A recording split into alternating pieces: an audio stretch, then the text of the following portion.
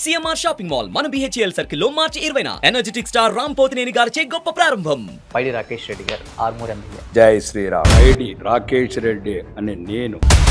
రాజకీయాల్లో దోచుకోవడానికి రాలేదా మీరు? ఎలక్షన్ ముందు ఏం చెప్పాను?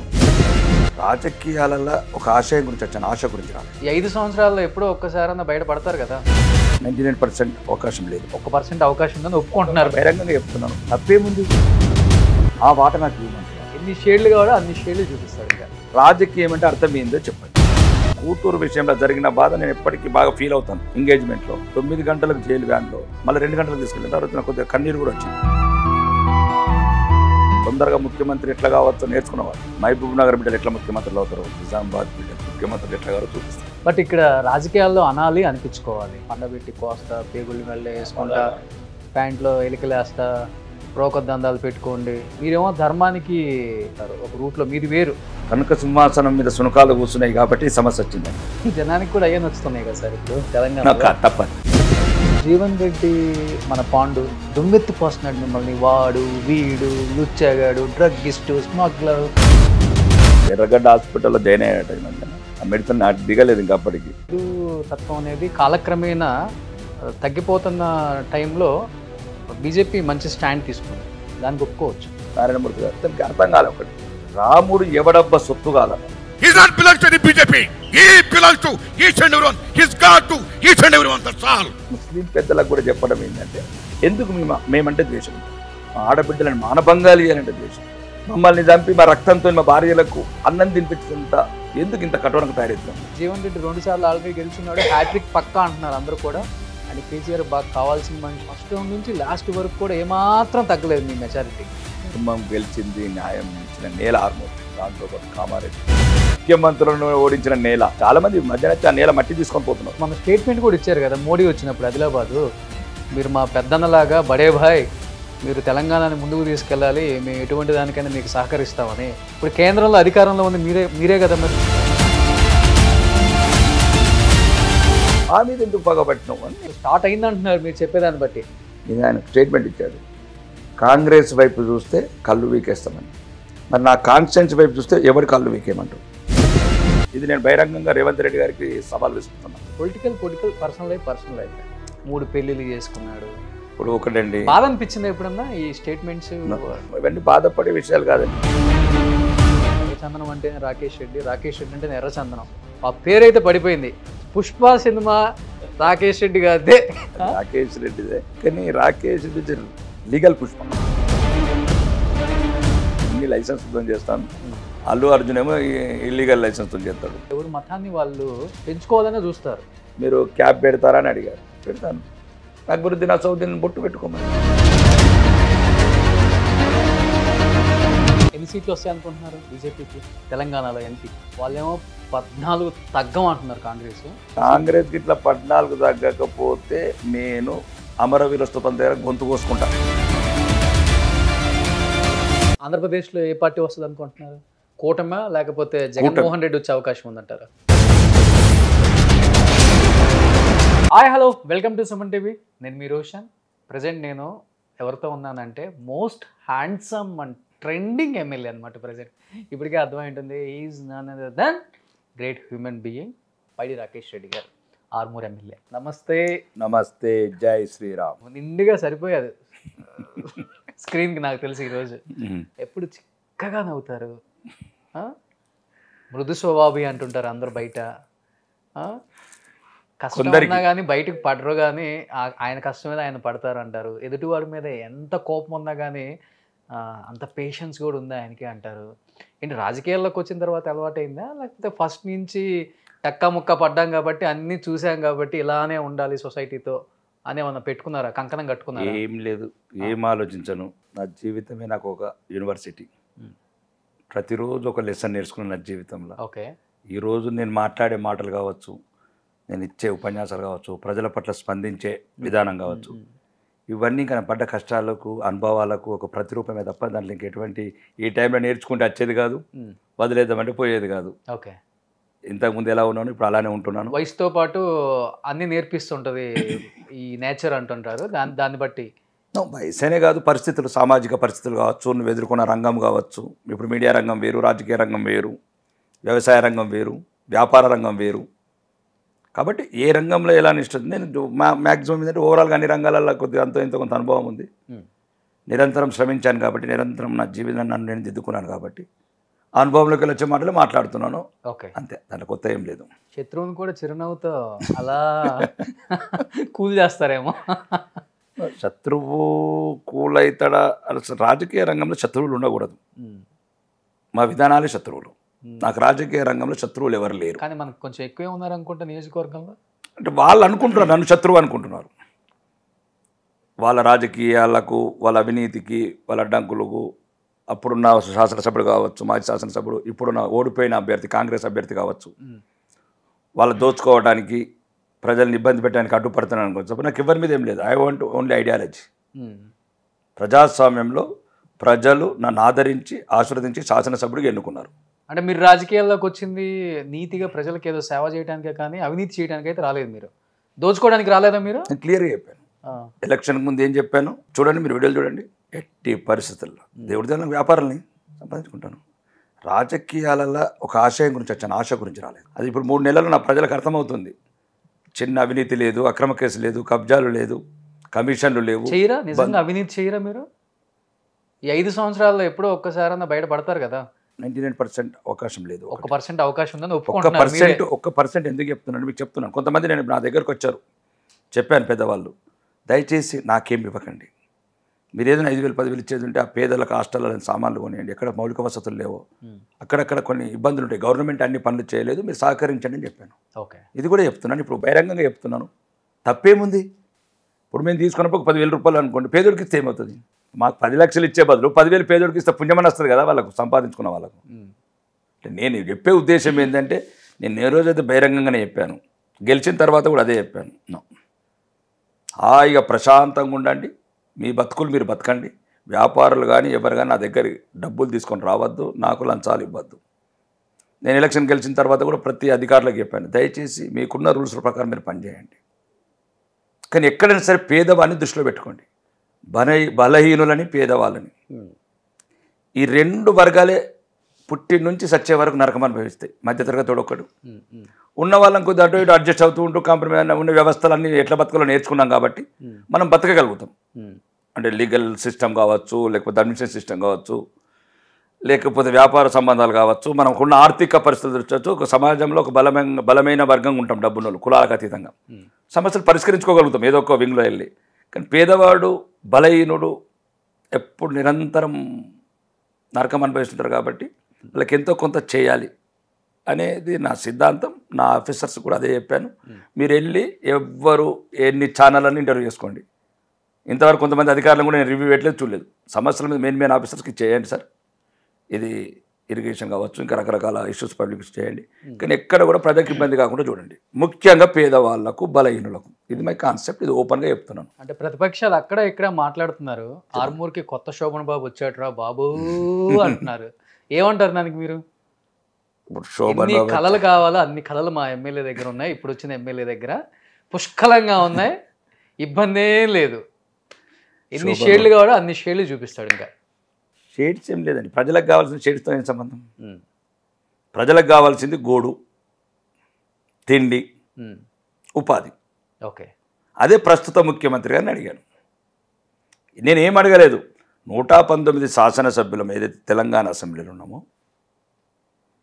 అందులో ఆర్మూర్ ఒకటి. నేను అడిగింది ఏం కొత్త, నా ప్రజల సమస్యలు అడుగుతున్నాను. మాకు వచ్చిన బడ్జెట్ సుమారు 3 లక్షల కోట్ల బడ్జెట్ అని మీరు చెప్తున్నారు. సుమారు సంవత్సరానికి 1,00,000 కోట్లు అప్పు తెస్తున్నారు కేంద్రం నుంచి. 4 లక్షల కోట్లల్లో సుమారు పాత జిల్లాలు పట్టుకుంటే 10 జిల్లాలు, మా జిల్లాకు వచ్చేటి 40,000 కోట్లు. 40,000 కోట్ల నా 5 కాన్స్టిట్యున్సీలు, నాదొక తాలూకా కాబట్టి నాకు ఒక 5,000 కోట్లు వస్తాయి. నా వాట నాకు ఇవ్వమంటున్నాను, నా ప్రజల వాట. నా ప్రజలకు కావాల్సిన మౌలిక వసతులు అభివృద్ధి చేసుకోవాలి. మరి రాజకీయం అంటే దేని గురించి? ప్రజాస్వామ్యంలో ప్రజలు ఎన్నుకున్నప్పుడు మనం ప్రజలకు ఏం చేయాలి చెప్పండి. రాజకీయ నాయకులు ఎవరైనా చెప్పండి. మాటను అడుగుతున్నాను, అందరికీ బహిరంగంగా అడుగుతున్నాను. ఇప్పుడున్న అంటే నేనే పెద్ద గొప్పని కాదు, నేను వచ్చిన 6 నెలల బిడ్డని రాజకీయాలకు. రాజకీయం అంటే అర్థం ఏందో చెప్పండి. నేనేం అడుగుతున్నానో తెలంగాణ అసెంబ్లీలో నా మొదటి ప్రసంగం వినండి.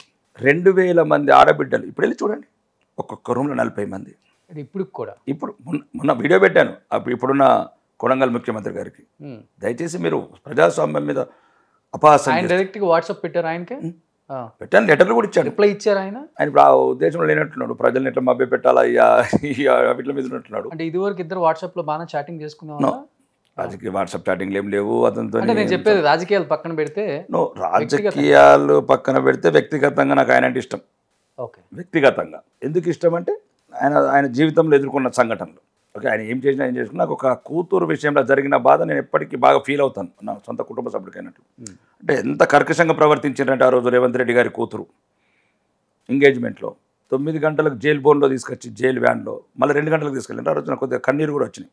అది నాకు తెలంగాణనే కన్నీళ్ళు పెట్టుకుంది. అంటే ఇంత దారుణంగా ప్రవర్తిస్తుందా రాజకీయ వ్యవస్థ అని అప్పుడు నేను ఫీల్ అయ్యాను. Is my brother like that. అంతవరకే, అంతకుమించి రాజకీయాల విభేదాలతోనే పోరాడతామండి. రాజకీయాలల్లో సామెత ఉన్నట్లు తమ్ముడే పేకాటని. మాకు అన్యాయం జరిగినప్పుడు, మాకు అవమానం జరిగినప్పుడు, ఇప్పుడు కూడా చెప్తున్నాను, మరణాన్నైనా ఒప్పుకుంటాను కానీ అవమానాన్ని ఒప్పుకోను. ఎప్పుడు కలవలేదా ముఖ్యమంత్రి కాకముందు?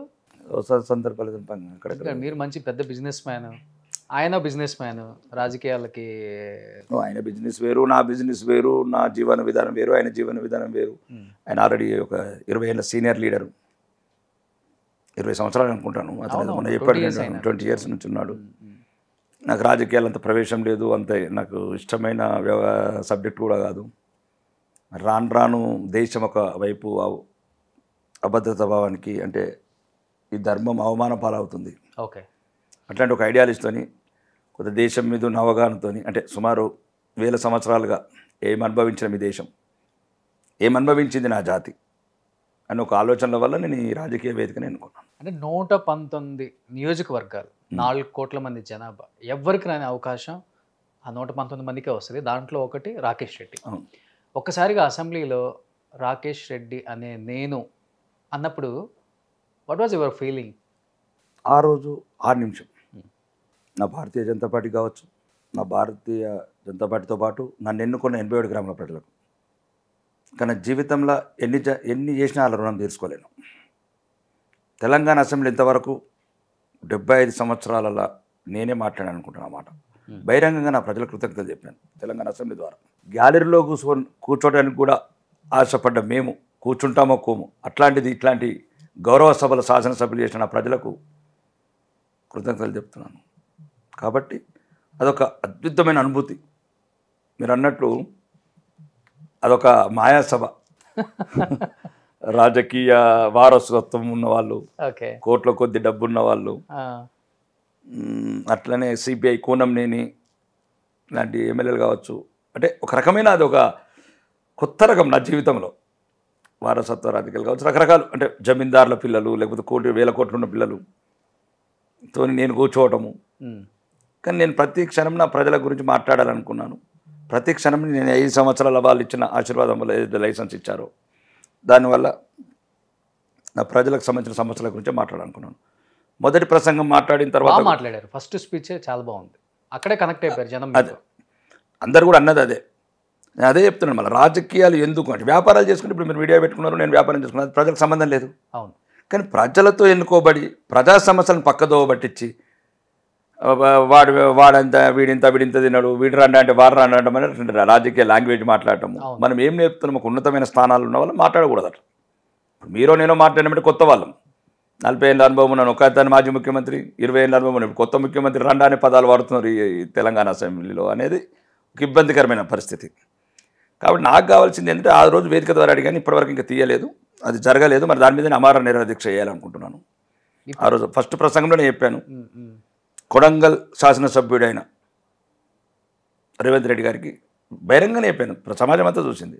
మీరు ఏదైతే మోడల్ ప్రాజెక్ట్ అని ఏదైతే 150 కోట్లతో మీరు కొడంగల్లో ఇంటిగ్రేటెడ్ మోడల్ స్కూల్స్ పెట్టుకుంటున్నారో, దక్షిణ తెలంగాణలో, ఉత్తర తెలంగాణలో కూడా ఒకటి మోడల్గా తీసుకుంటే ఆర్మూర్ని. మీరు కొడంగల్లో ఏది చేస్తే దక్షిణ తెలంగాణలో మీరు ఏది చేస్తున్నారో ఒకటి ఉత్తర తెలంగాణ మోడల్గా తీసుకోండి. ఇప్పుడు ఇంతకుముందు ఇప్పుడు గౌరవ ముఖ్యమంత్రి గారు కూడా విమర్శించారు. మంచి తెలివైన వాడు, తొందరగా ముఖ్యమంత్రి ఎట్లా కావచ్చో నేర్చుకున్నవాడు.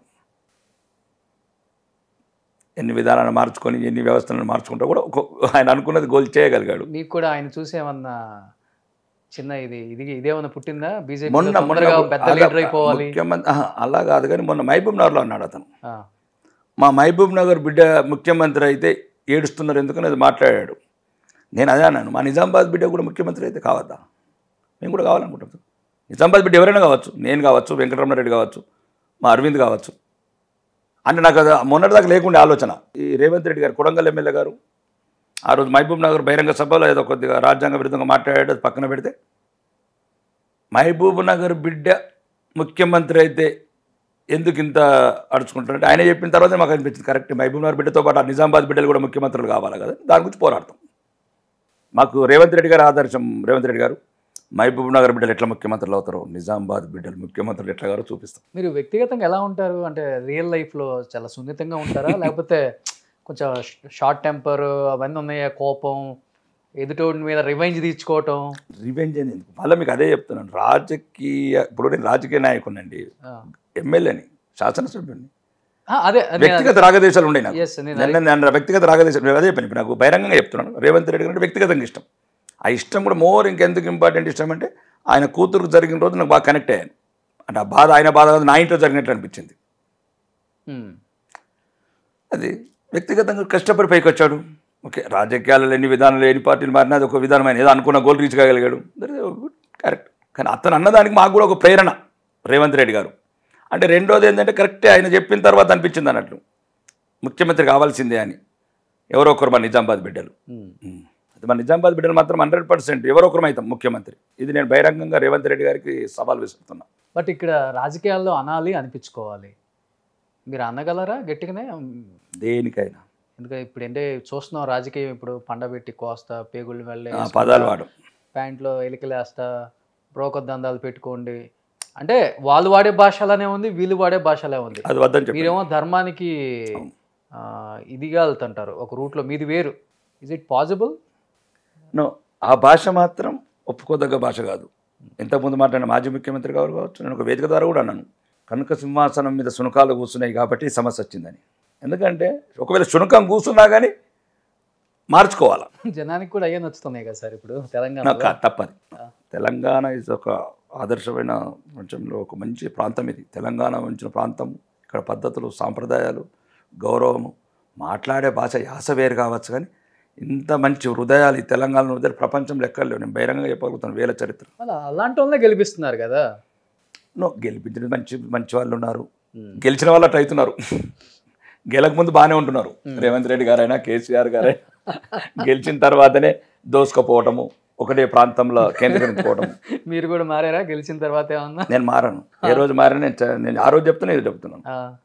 ప్రాణం లేని శరీరంతో సమానమని చెప్తున్నాను. అప్పుడైనా ఇప్పుడైనా ఇదే మాట మీద కట్టుబడి ఉంటాను, రాజకీయ వ్యవస్థలో ఎన్ని రోజులున్నా. కానీ మీరేమో 24 carats ప్యూర్ గోల్డ్ అని చాలామంది చెప్తుంటారు, నేను కూడా విన్నాను.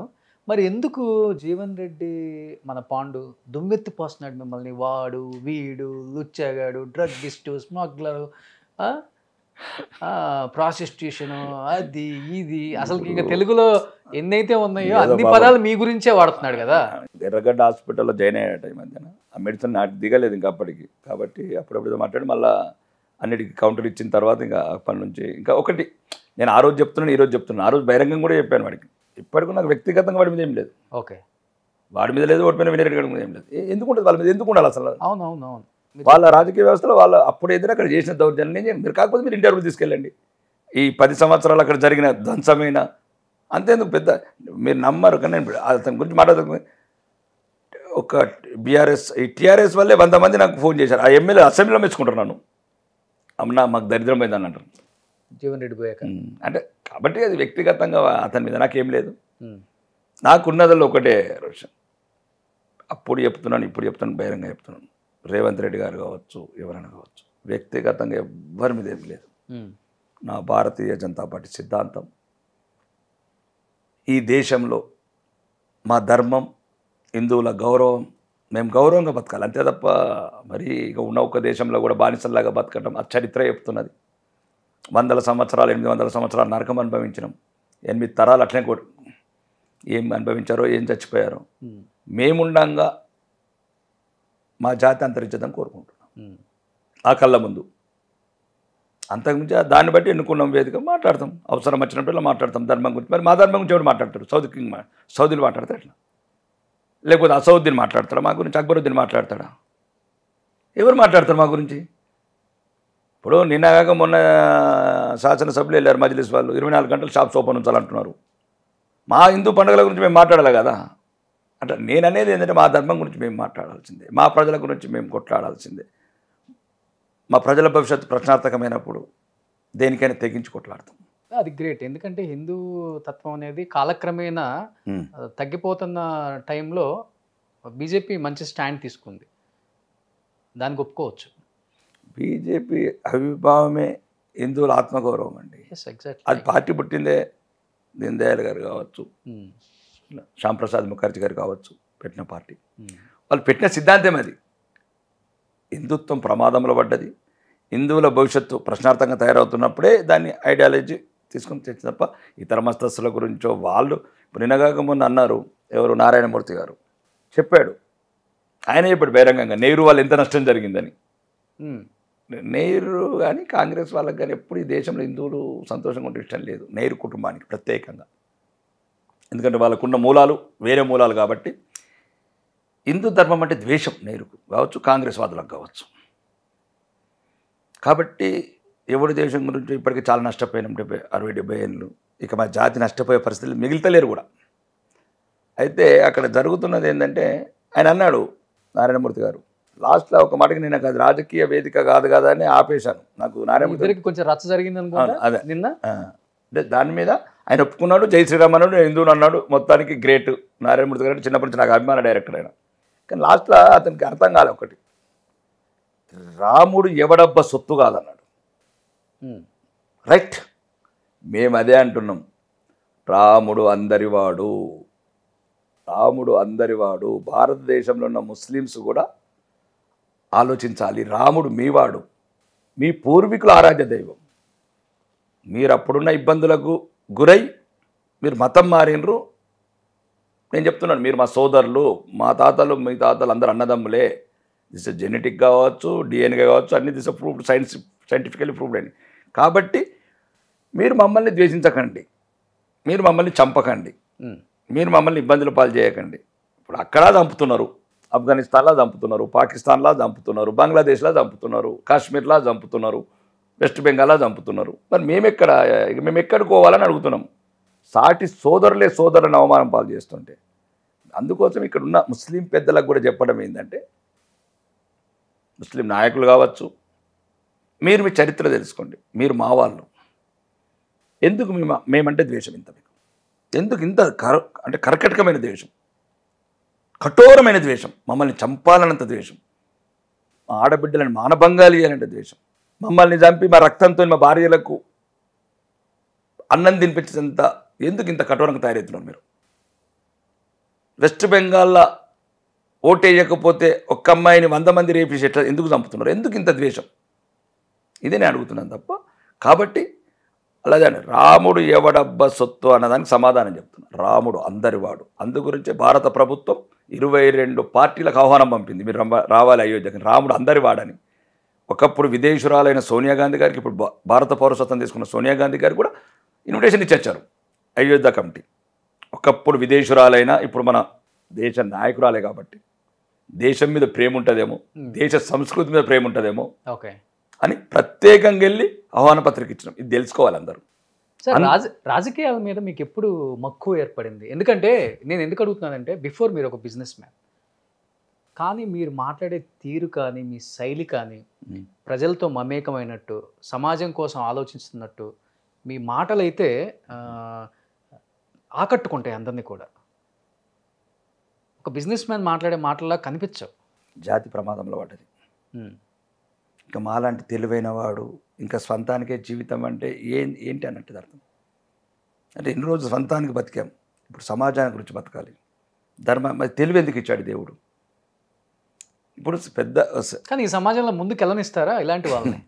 ఎన్నో అడ్డంకులని ఎదుర్కొని వచ్చిన జీవితంలో. ఓకే సార్ అని అనిపించేయాల్సిందే. చేయాల్సిందే. దేవుడు ఏం నిర్ణయించినా స్వీకరించిన సిద్ధం ఉండాలి. దేవుడి నిర్ణయాన్ని మార్చలేని మనుషులం మనం. అది విషమైనా అమృతమైన రెండు స్వీకరించాలి. అమృతం ఇచ్చినప్పుడు ఆనందపడి విషయం ఇచ్చిన దేవుడి నిర్ణయాన్ని మార్చలేము. అదే మేము చెప్తున్నాం ఏంటంటే ధర్మం ప్రమాదంలో పడ్డది. హిందువులందరూ ఆలోచించండి, ఐక్యతగా ఉండండి. లేకపోతే ఎక్కడైతే ఆఫ్ఘనిస్తాన్లో ఈరోజు హిందువులు ఎదుర్కొని అయిపోయినారు, పాకిస్తాన్లో హిందువుల పని అయిపోయింది, బంగ్లాదేశ్లో సగం అయిపోయినారు, ఇంకా ఉన్నది ఒక దేశం ఒక్కొక్క ప్రాంతం కవర్ అవుతూ పోతున్నది. కేరళలో కాలు పెట్టలేని పరిస్థితికి వచ్చినాం. వెస్ట్ బెంగాల్లో అయితే ఒక రకం మా దౌర్భాగ్యం, అట్లాంటి నాయకురాలు హిందూ మతంలో పుట్టడం. మన కేరళ ముఖ్యమంత్రి కావచ్చు, ఢిల్లీ ముఖ్యమంత్రి కావచ్చు అన్నప్పుడల్లా బాధ కలుక్కుమంటున్నది. ఎందుకంటే సింపుల్ అని చెప్పాలనుకుంటే సిఏఏ యాక్ట్. ఈ ముస్లిం సోదరులు కూడా చెప్తున్నా, దయచేసి ఈ మాటినండి. బాబర్ అనేవాడు ఒక దురక్రమణదారుడు, ఒక విదేశీయుడు, మన దేశాన్ని మీద దండెత్తిన విదేశీయుడు. వాడొచ్చి రాముడి గుడిని కూలగొట్టి మసీదు కట్టాడు. అక్కడ బాబర్ మసీద్ అంటే గుడిని కూలగొట్టి కట్టాడు, దాన్ని పునర్నిర్మాణం చేసినాం అంతే. ప్రపంచం కూడా అది మొన్న లండన్ పార్లమెంట్లో కూడా ఒక సభ్యుడు అన్నాడు, పార్లమెంట్ సభ్యుడు బీబీసీ మీద కామెంట్ చేస్తూ, కరెక్ట్ కాదు ఇది, అది బాబ్రీ మసీద్ తీసేసి రామ మందిరం అని కడుతున్నది కాదు, ప్రపంచవ్యాప్తంగా మీరు మాట్లాడాల్సింది అది రామ మందిరం కూల్చిన కట్టిన ఒక మళ్ళీ మా దేశస్తులు కాడు, ఇక్కడున్న ముస్లిం మతస్థులన్న మా సోదరులు, మా రక్తం, వాడు దురక్రమణదారుడు. కాబట్టి ఇక్కడ ఉన్న దేశంలో ఉన్న ముస్లింలు అందరూ కూడా మీరు కూడా గౌరవంగా గర్వంగా ఫీల్ కండి. కానీ ఎప్పటి నుంచి మమేకమయ్యారు ఆర్మూర్ ప్రజలతో? ఎందుకంటే ఫస్ట్ రౌండ్ నుంచి నేను చూస్తూనే ఉన్నాను రిజల్ట్ కూడా టీవీలో, ఎస్పెషల్లీ ఆర్మూర్ మీద అందరు కన్నుంది ఈసారి. ఎందుకంటే జీవన్ రెడ్డి 2 సార్లు ఆల్రెడీ గెలుచున్నాడు, హ్యాట్రిక్ పక్కా అంటున్నారు అందరూ కూడా. అండ్ కేసీఆర్ బాగా కావాల్సిన మనిషి, బాగా అక్కడ గ్రౌండ్ వర్క్ కూడా గట్టిగా చేశారు ఆయన కోసము అని చెప్పినప్పటికి కూడా ఫస్ట్ రౌండ్ నుంచి లాస్ట్ వరకు కూడా ఏమాత్రం తగ్గలేదు మీ మెజారిటీ. ధర్మం గెలిచింది, న్యాయం నిలిచిన నేల ఆర్మూరు. ప్రజాస్వామ్య స్ఫూర్తితోని ప్రజలందరూ దూరాన్ని కాకుండా, మోసపూరిత వాగ్దానాన్ని కాకుండా, కాంగ్రెస్ అలియాస్ ముస్లిం లీగ్, టీఆర్ఎస్ అలియాస్ బీఆర్ఎస్ కాదనుకొని ఒక ధర్మాన్ని నిలపాలనుకున్నారు, న్యాయాన్ని గెలిపించాలనుకున్నారు. కాబట్టి న్యాయం గెలిచింది, ధర్మం నిలిచిన నేల ఆర్మూరు నియోజకవర్గ ప్రజల ఆలోచన, వాళ్ళ విజ్ఞత ప్రపంచవ్యాప్తంగా ఈరోజు స్ఫూర్తి పొందుతున్నది. దాంతోపాటు కామారెడ్డి, అది నిజామాబాద్ జిల్లాలో ఉన్న ఆ గడ్డ మీద ఉన్న 2 ముఖ్యమంత్రులను ఓడించిన అది సింగం ఆయన. ఇంకా అదే చెప్తున్నాను, అంటే నిజామాబాద్ గడ్డలో ఉన్న పౌరుషం, విజ్ఞత, విజ్ఞానం అందరూ అనుకుంటున్నారు నిజామాబాద్. అందుకోసమే ఇప్పుడు రేవంత్ రెడ్డి గారికి బహిరంగంగా సవాల్ ఇస్తున్నాను. కరెక్ట్ చెప్పారు, మాలో ఉన్న నిద్రాణమైన అసలు ఆలోచన లేని ఆలోచన క్రియేట్ చేశారు. మహబూబ్ నగర్ బిడ్డ ముఖ్యమంత్రి అయితే ఇక నిజామాబాద్ బిడ్డలు కావాల్సిందే మేము. కాబట్టి నెక్స్ట్ ఎన్నికల లోపల నిజామాబాద్ బిడ్డ ముఖ్యమంత్రి ఎలాగో చూసుకుంటాం. రేవంత్ రెడ్డి గారి అడుగుజాడలు నడిచి అతని ఆలోచనలు ఏమేమి ఇంప్లిమెంట్ చేశాడు అంటే పదే పదే ప్రస్తావిస్తున్నారు ఈ విషయం. అంటే అదే చెప్తుంది దాన్ని. కామారెడ్డి నేల స్ఫూర్తి, ముఖ్యమంత్రులను ఓడించిన నేల. చాలా మంది మధ్యాహ్నం ఆ నేల మట్టి తీసుకొని పోతున్నారు కామారెడ్డి. అవునా? ఓ గ్రేట్. కామారెడ్డి ఆ మట్టి తీసుకెళ్తే ఆ ధైర్యము, ఆ స్ఫూర్తి దేశవ్యాప్తంగా వస్తుందని. ఇది ఎవరికి తెలియదు అయితే కొత్తగా మీరు చెప్పింది ఇప్పుడు. ఎందుకంటే ఒక మాజీ ముఖ్యమంత్రి గారిని కాబోయే ముఖ్యమంత్రి అంటే ప్రజలు మీరు గమనించాలి. మాజీ ముఖ్యమంత్రి అంటే మాకు ఒక హిట్లర్ లాగా అయ్యండి అప్పుడు, నియంతలాగా. ఆయనకు భయపడకుండా, ఆయన 1000 కోట్ల మోసాలకు ఆశపడకుండా కామారెడ్డి ప్రజలు ఒకవైపు, ఒకవేళ ఆ పార్టీ పోతే కాంగ్రెస్ గెలుస్తుందని నేను ముఖ్యమంత్రి అయితే ఎన్ని 100 కోట్ల నిధులు వస్తాయన్నా, మాకు నిధులద్దు, మా బిడ్డ, మా ఆత్మాభిమానం అని గెలిపించుకున్నారు. అందుకోసమే దేశవ్యాప్తంగా ప్రజలందరూ వచ్చి 2 ముఖ్యమంత్రులను ఓడగొట్టిన నేలని ఆ మట్టి తీసుకుపోయి స్ఫూర్తి నింపుకుంటున్నారు అక్కడక్కడ. ఆర్మూర్ మట్టి తీసుకెళ్ళట్లేదు. ఆర్మూర్ మట్టి, దాంతోపాటు ఆర్మూర్ మట్టి కూడా తీసుకెళ్తున్నారు. ఎందుకంటే కేజీఎఫ్ కన్నా దారుణంగా ఉందని చెప్పారు కదా. కేజీఎఫ్ దారుణంగా ఉంది. రెండోది అక్కడున్న అప్పుడున్న పరిస్థితి, మాజీ శాసనసభ్యుడు చేసిన దౌర్జన్యాలు కావచ్చు. ఎదురొడ్డి 87 పల్లెలల్లా విక్రమార్కుడు సినిమా లాగా ఉండేది. మాట్లాడేవాళ్ళే కాదు ఎవరు కూడా. నేను వెళ్ళినప్పుడు ఎందుకు ఇట్లా అనేవాళ్ళు అంటారు జీవన్ మనుషులు అంటే అక్కడ మాజీ శాసనసభ్యుడు మనుషులు అంటే గజగజ దానికే వాళ్ళు మనుషులు. అసలు 87 పల్లెల వాయిసే లేదు. ఇప్పుడైతే ఇప్పుడు ఓడిపోయిన కాంగ్రెస్ సభ్యుడు అప్పుడైతే అసలు గజగజగా అనికేవాడు మాజీ శాసనసభ్యుడికి. ఇప్పుడు ఏదో ఈ కొడంగల్ ముఖ్యమంత్రి అయింది అని అప్పటి నుంచి పెట్టుకుని ఏదో పిచ్చి పిచ్చిగా అక్కడ మళ్ళీ మొదలు పెట్టాడు కథలు. అంటే చెప్తున్నాను, ప్రజాస్వామ్య పూర్తిగా ఎవరైనా ఓడిపోయిన అంతగా భయభ్రాంతులు చేయడానికి రీజన్ ఏంటి అసలు అక్కడ? అంటే కేవలం జీవన్ రెడ్డినా లేకపోతే ఇతర కారణాలు ఉన్నాయా? ఇప్పుడు రాజకీయ నాయకులకు కొద్దిగా మేము పద్ధతిగా ఉండాలండి సమాజం పట్ల. దయతో ఉండాలి, హృదయంతో ఉండాలి, కొద్దిగా డెవలప్మెంట్ యాక్టివిటీస్ అంటే అభివృద్ధి చెందే రకంగా మన ప్రజలకి ఏం కావాలో ఉండాలి. దూరలకు సలాం చేసుడా, లేకపోతే ఇప్పుడైనా రెడ్డి రాజులకు సలాంలు కొట్టుడా, అది కాదు. మన ప్రజల అవసరాలు ఏంటి? రాజకీయ నాయకుడు ప్రథమ కర్తవ్యం ఏంది? మనని ఎన్నుకున్న ప్రాంతం ప్రజల ఏమున్నాయి అవసరం, వాళ్ళ నీడ్స్ అంతే. నీడ్స్ స్పెషల్లీ ఇప్పుడు నా 87 గ్రామాలు ఉన్నాయి, ఒక ఇల్లు లేదు. 84 గ్రామాలలో ఒక ఇల్లు కట్టలేదు, ఒక పెన్షన్ ఇవ్వలేదు, ఒక రేషన్ కార్డు ఇవ్వలేదు, ఒక ఉపాధి పెట్టే ఒక ఇండస్ట్రీ పెట్టలేదు. అప్పుడు అట్లా ఇక రేవంత్ రెడ్డి గారు వచ్చిన తర్వాత అసలు ఒక అభివృద్ధి అనేది లేదు. ఇక అందుకోసం చలో కూడంగాలని ప్రోగ్రాం కూడా పెట్టాను ఇప్పుడు ఆఫ్టర్ పార్లమెంటు. అంటే జనాల్లో ఒక చర్చ అయితే మొదలైంది. ఎందుకంటే మీ ఇద్దరు ఒకానొక టైంలో మంచి మిత్రులని విన్నాం. కేవలం రాజకీయాల్లోకి వచ్చిన తర్వాతే చెడిందా ఈ బంధం? ఎందుకంటే ఆయన చేసే కామెంట్స్కి మీరు గెలిచిన తీరికి అసలు పొంతన కుదరలే ఎక్కడా కూడా. నిజంగా ఆయన చేసిన కామెంట్స్ నిజమే అయ్యి ఉంటే ఆర్మూర్లో చిత్తుగా ఓడిపోవాలి మీరు. ధర్మం ఎప్పుడు ఎవరి చేతిలో ఉండదు. ఇట్లాంటి వాళ్ళు బోలెడు మంది ఆయారాం గైరాం बहुत लोग देखा रेवंत रेड्डी का लोगों को ये धर्म है वो अधर्म है 4 दिन का है वो पवर ये धर्म हमेशा लगे. కానీ మంచి స్నేహితులు ఇద్దరు ఒకప్పుడు. అది కాదు అక్కడ విషయం, స్నేహితుల శత్రువులను కాదు, నా ప్రజల అభివృద్ధి. ఎస్ అది ఉంటుంది డెఫినెట్గా, అది వేరే విషయం. ఎట్లా ఉంటుందండి? 2000 మంది అమ్మాయిలు ఒక్కొక్క రూమ్లో 50 మంది ఉంటే వదిలేసి 150 కోట్లతో మనం శంకుస్థాపన చేసుకున్నాడు కొడంగల్లో. ఎట్లుంటుంది? ఇంకా ఐలాపూర్లో హాస్టల్ కూలిపోతున్నది, ఎస్సీ పిల్లలది 50 ఏళ్ళ కింద కట్టింది. లేదు 1400 కోట్లు కొండ పోతాడు కొడంగల్కు. ఇది కాదండి, ఇది పద్ధతి కాదు రోషన్ గారు. ఇది ఇప్పుడు తెలంగాణ సమాజం కూడా దయచేసి మీరు మళ్ళొకసారి ఆలోచించండి. ఉత్తర తెలంగాణ మీద దక్షిణ తెలంగాణ నాయకులు పగబట్టినరు. దీంట్లో మళ్ళీ తెలంగాణలో ఉన్న ఈ 4 కోట్లలో కూడా 4 మరి దారుణమైన పగబట్టినరు రేవంత్ రెడ్డి గారు వచ్చిన తర్వాత. మొత్తం ఉన్న నిధులన్నీ ఖమ్మం, మహబూబ్నగర్, నల్గొండ. రండి సెక్రటరీ వేదిక, బహిరంగ వేదిక చర్చిద్దాం. 1424 కోట్లు అండి కొడంగల్కు, మాకు 14 కోట్లు లేవు. రాజకీయ వ్యత్యాసాలు పెరిగాయా అంటే? నీ వాళ్ళందరూ కోటీశ్వరు కావాలా, మౌలిక వసతులు పెంచుకొని మా డబ్బు, ఒకవేళ మీ డబ్బు అయితే పర్వాలేదు, మీ కుటుంబం డబ్బులు ఇచ్చుకోండి. నిన్న మొన్న ఏది చూసినా ఖమ్మంలోని అభివృద్ధి. నిన్న చూడండి 500 కోట్ల శంకుస్థాపన. మొన్న చూడండి పొంగులేటి శ్రీనివాసరెడ్డి గారు మినీ స్టేడియాలు. మరి అన్నీ మీరు కట్టుకుంటే మా ప్రజలు ఎట్లా? నేను అడిగేదే ఇది. ఇప్పుడు మా కాంగ్రెస్ వాదులకు కూడా చెప్తున్నాను నేను, కాంగ్రెస్ అన్న ఇది ఘోరం జరిగిపోతుందన్న మీరు గమనించండి. రాజకీయాలు పక్కన పెట్టండి అన్న, మీరు ఇది దయచేసి ప్రత్యేకంగా తెలంగాణ ప్రజలు గమనించాల్సింది. వీళ్ళు బీసీలు అంటున్నారు ఇప్పుడు రేవంత్ రెడ్డి గారు. అస్సలు మాకు చూడండి ఉన్న పోర్ట్ఫోలియోస్, మేజర్ పోర్ట్ఫోలియోస్ అని నల్గొండ, తుమ్మల నాగేశ్వరరావు గారికి, పొంగులేటి శ్రీనివాసరెడ్డి గారికి, బట్టి విక్రమార్క గారికి, కోమటిరెడ్డి వెంకటరెడ్డి గారికి, మొత్తం దక్షిణ తెలంగాణ నాయకులు ఉన్న పోర్ట్ఫోలియో మా ఉన్నరే పాపం బీసీలు ఇద్దరు మా తెలంగాణ నుంచి ఇద్దరికి ఇచ్చారు. మా 4 జిల్లా తీయలేదు, పగబట్టాడు రేవంత్ రెడ్డి గారు. ఎందుకంటే మీరు గమనించండి, నేను సైంటిఫిక్ చెప్తున్నాను మీకు. ఇప్పుడు ఆదిలాబాద్లో ధర్మం గెలిచింది, పగబట్టిండు. నిర్మల్లో ధర్మం గెలిచింది, పగబట్టిండు. నిజామాబాద్లో ధర్మం గెలిచింది, పగబట్టిండు. కామారెడ్డిలో ధర్మం గెలిచింది, పగబట్టిండు. ఈ 4 జిల్లాలకు మంత్రి పదవి లేదు. ఓన్లీ ధర్మం గెలిచిందని, న్యాయం నిలిచింది, ధర్మం గెలిచిన నేల కాబట్టి పగబట్టింది. మన స్టేట్మెంట్ కూడా ఇచ్చారు కదా మోడీ వచ్చినప్పుడు ఆదిలాబాదు, మీరు మా పెద్దన్నలాగా బడే భాయ్, మీరు తెలంగాణని ముందుకు తీసుకెళ్ళాలి, మేము ఎటువంటి దానికైనా మీకు సహకరిస్తామని. ఇప్పుడు కేంద్రంలో అధికారంలో ఉంది మీరే కదా మరి. అవును, అదే చెప్పాను. మనం బహిరంగ వేదిక కూడా అడిగింది అదే.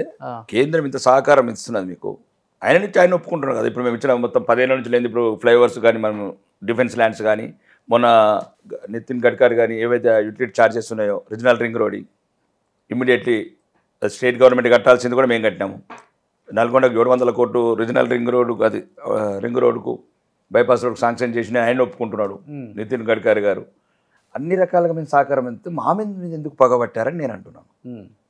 ఒకవైపు మేము ఇంత సహకరిస్తుంటే మా మీద ఎందుకు పగబట్టినాం అని నేను. కేంద్రానికి రాష్ట్రానికి మధ్య మంచి స్నేహద్వారం ఉండాలి, కానీ ఎక్కడ మనం ఒకరి మీద ఒకరు రివెంజ్ తీర్చుకోకూడదు అన్నప్పుడు ఈ స్టేట్లో ఉన్న మీ జిల్లాల మీద తీర్చుకుంటారు అసలుకి.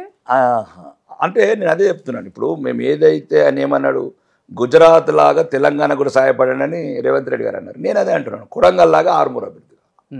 సేమ్ రేవంత్ చెప్పిన విద్యనే, నువ్వు నేర్పిన విద్యనే నీరజాక్ష. ఇప్పుడు ఎట్లయితే గుజరాత్ లాగా అభివృద్ధి కావాలని తెలంగాణ కోరుకుంటున్నామో మేము అడిగేది కూడా అదే. సో స్టార్ట్ అయిందంటున్నారు మీరు చెప్పేదాన్ని బట్టి. నేను ఆయన స్టేట్మెంట్ ఇచ్చాడు, కాంగ్రెస్ వైపు చూస్తే కళ్ళు వీకేస్తామని. మరి నా కాన్స్టిట్యూన్సీ వైపు చూస్తే ఎవరి కళ్ళు వీకేయమంటావు? నేను కూడా కళ్ళు వీకేయాలి కదా. ఎవరిది వీకేయాలో ముఖ్యమంత్రి గారు చెప్పాలి. ఒకటి, నాకు పెద్దనలా గౌరవించాను, అభివృద్ధి చేయకపోతే ప్రధానమంత్రి అయినా చాకిరేవి చేస్తా చింపి అన్నాడు. నేను కూడా రేవంత్ రెడ్డి గారిని పెద్దనాన్ని గౌరవించిన. నా ఆర్మూర్ని అభివృద్ధి చేయకపోతే నేనేం చేయాలి? నేను చింపి చాకిరి నాకు అన్నీ రేవంత్ రెడ్డి గారి ఆదర్శం. రేవంత్ రెడ్డి గారి ఆదర్శం. కోడంగల్ ఎట్లా అభివృద్ధి చేసుకుంటావో సోదరా, నాకు కూడా చేయి సోదరా. నువ్వు ఎమ్మెల్యేవే, నేను ఎమ్మెల్యేనే.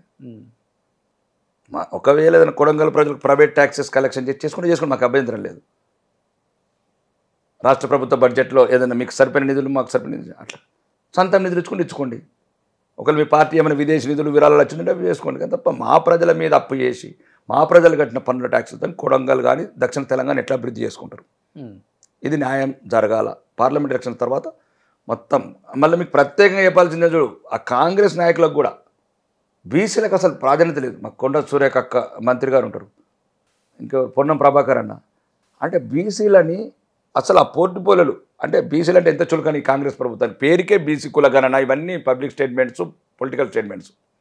నిన్నగాక మొన్న మళ్ళీ మా బట్టి విక్రమార్క అన్నని కింద కూర్చుండబెట్టుడు ఈ రెడ్డి రాజులు, ఇవన్నీ యాదృచ్ఛికంగా జరిగాయి. ఆటోమేటిక్గా బాడీ లోపల ఉన్నాయి వస్తాయి.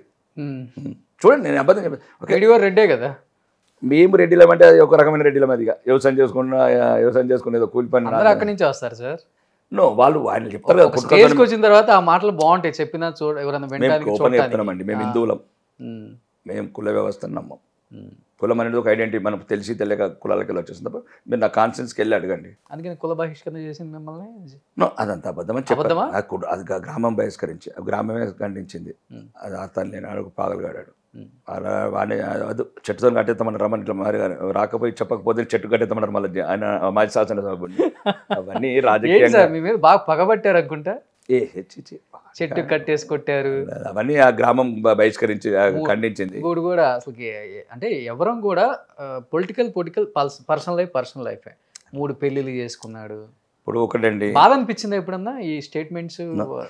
ఎప్పుడు కూడా ఇంట్లో వైఫ్ పిల్లలు కానీ ఇవన్నీ బాధపడే విషయాలు కాదండి. దేశం ధర్మం ముఖ్యమైన కుటుంబం మొత్తం పోయినా సరే దేనికైనా సిద్ధం మొత్తం. ఇప్పుడైతే ఉత్తర తెలంగాణ ముఖ్యం. ఫస్ట్ ముందు ఉత్తర తెలంగాణ న్యాయం జరగాల.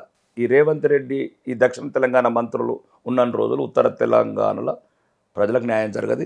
నేను కావాలంటే మొత్తం మీకు ఆధారాలతో సహా చూపిస్తాను. ఎందుకంటే ఎందుకో పగబట్టిండ్రు వీళ్ళు. ఎందుకంటే పోరాటానికి సిద్ధంగా ఉన్నారు. చావడానికి సిద్ధమంటే పోరాటం ఏంటండి? చావడానికి సిద్ధపడి ఉన్నాను. ఓకే, నా ప్రజల గురించి నా ఉత్తర తెలంగాణ చావడానికి సిద్ధం. మేమేమంటాం, ప్రత్యేక రాష్ట్రం కావాలంటేనేమో మీరేం కొండబోతున్నారు మాకు కావాలంటున్నాం. ఆఖరిగా కొండ సురేఖ గారికి, పొన్నం ప్రభాకర్ గారికి బీసీలే నాకంత ఎందుకు రూపాయి పనికిరా అంటే మీరేమో అన్నీ భారీ పరిశ్రమలు మీకే, R&Bలు మీకే, వ్యవసాయ శాఖలు మీకే, హోం శాఖలు మీకే, మున్సిపల్ శాఖలు మీకే. అంటే రూపాయి ఆదాయం అంటే అసలు ఆ శాఖలు నడపడం పెద్ద కష్టం. అది ఏం లేదు, డీజిల్కి పైసలు లేవు, టైర్లకు పైసలు లేవు. ఇక మా కొండ సూరకక్కకి ఇచ్చింది అది ఆమెకి ఇవ్వాల్సిన పోర్ట్ఫోలియో అనేది చెప్పండి. సీనియర్ మంత్రి రేవంత్ రెడ్డి గారు రాగానే ముఖ్యమంత్రి అయిండు. ఆమె సీనియర్ మంత్రి, ఒక బీసీ బిడ్డ, ఉత్తర తెలంగాణకి ఒక దశస్తంభం మా అక్క. ఆమెకి ఇవ్వాల్సిన పోర్ట్ఫోలియోనా? అంటే బీసీలు అంటే ఎంత కోపం ఇప్పుడున్న రేవంత్ రెడ్డి గారికి. పొన్నం ప్రభు గారికి ఇవ్వాల్సింది అదేనా? ఏంటి రేవంత్ రెడ్డి గారి మీద పగబట్టారు? రేవంత్ రెడ్డి గారు చెప్పేది ఒకటి, చేసేది ఒకటి.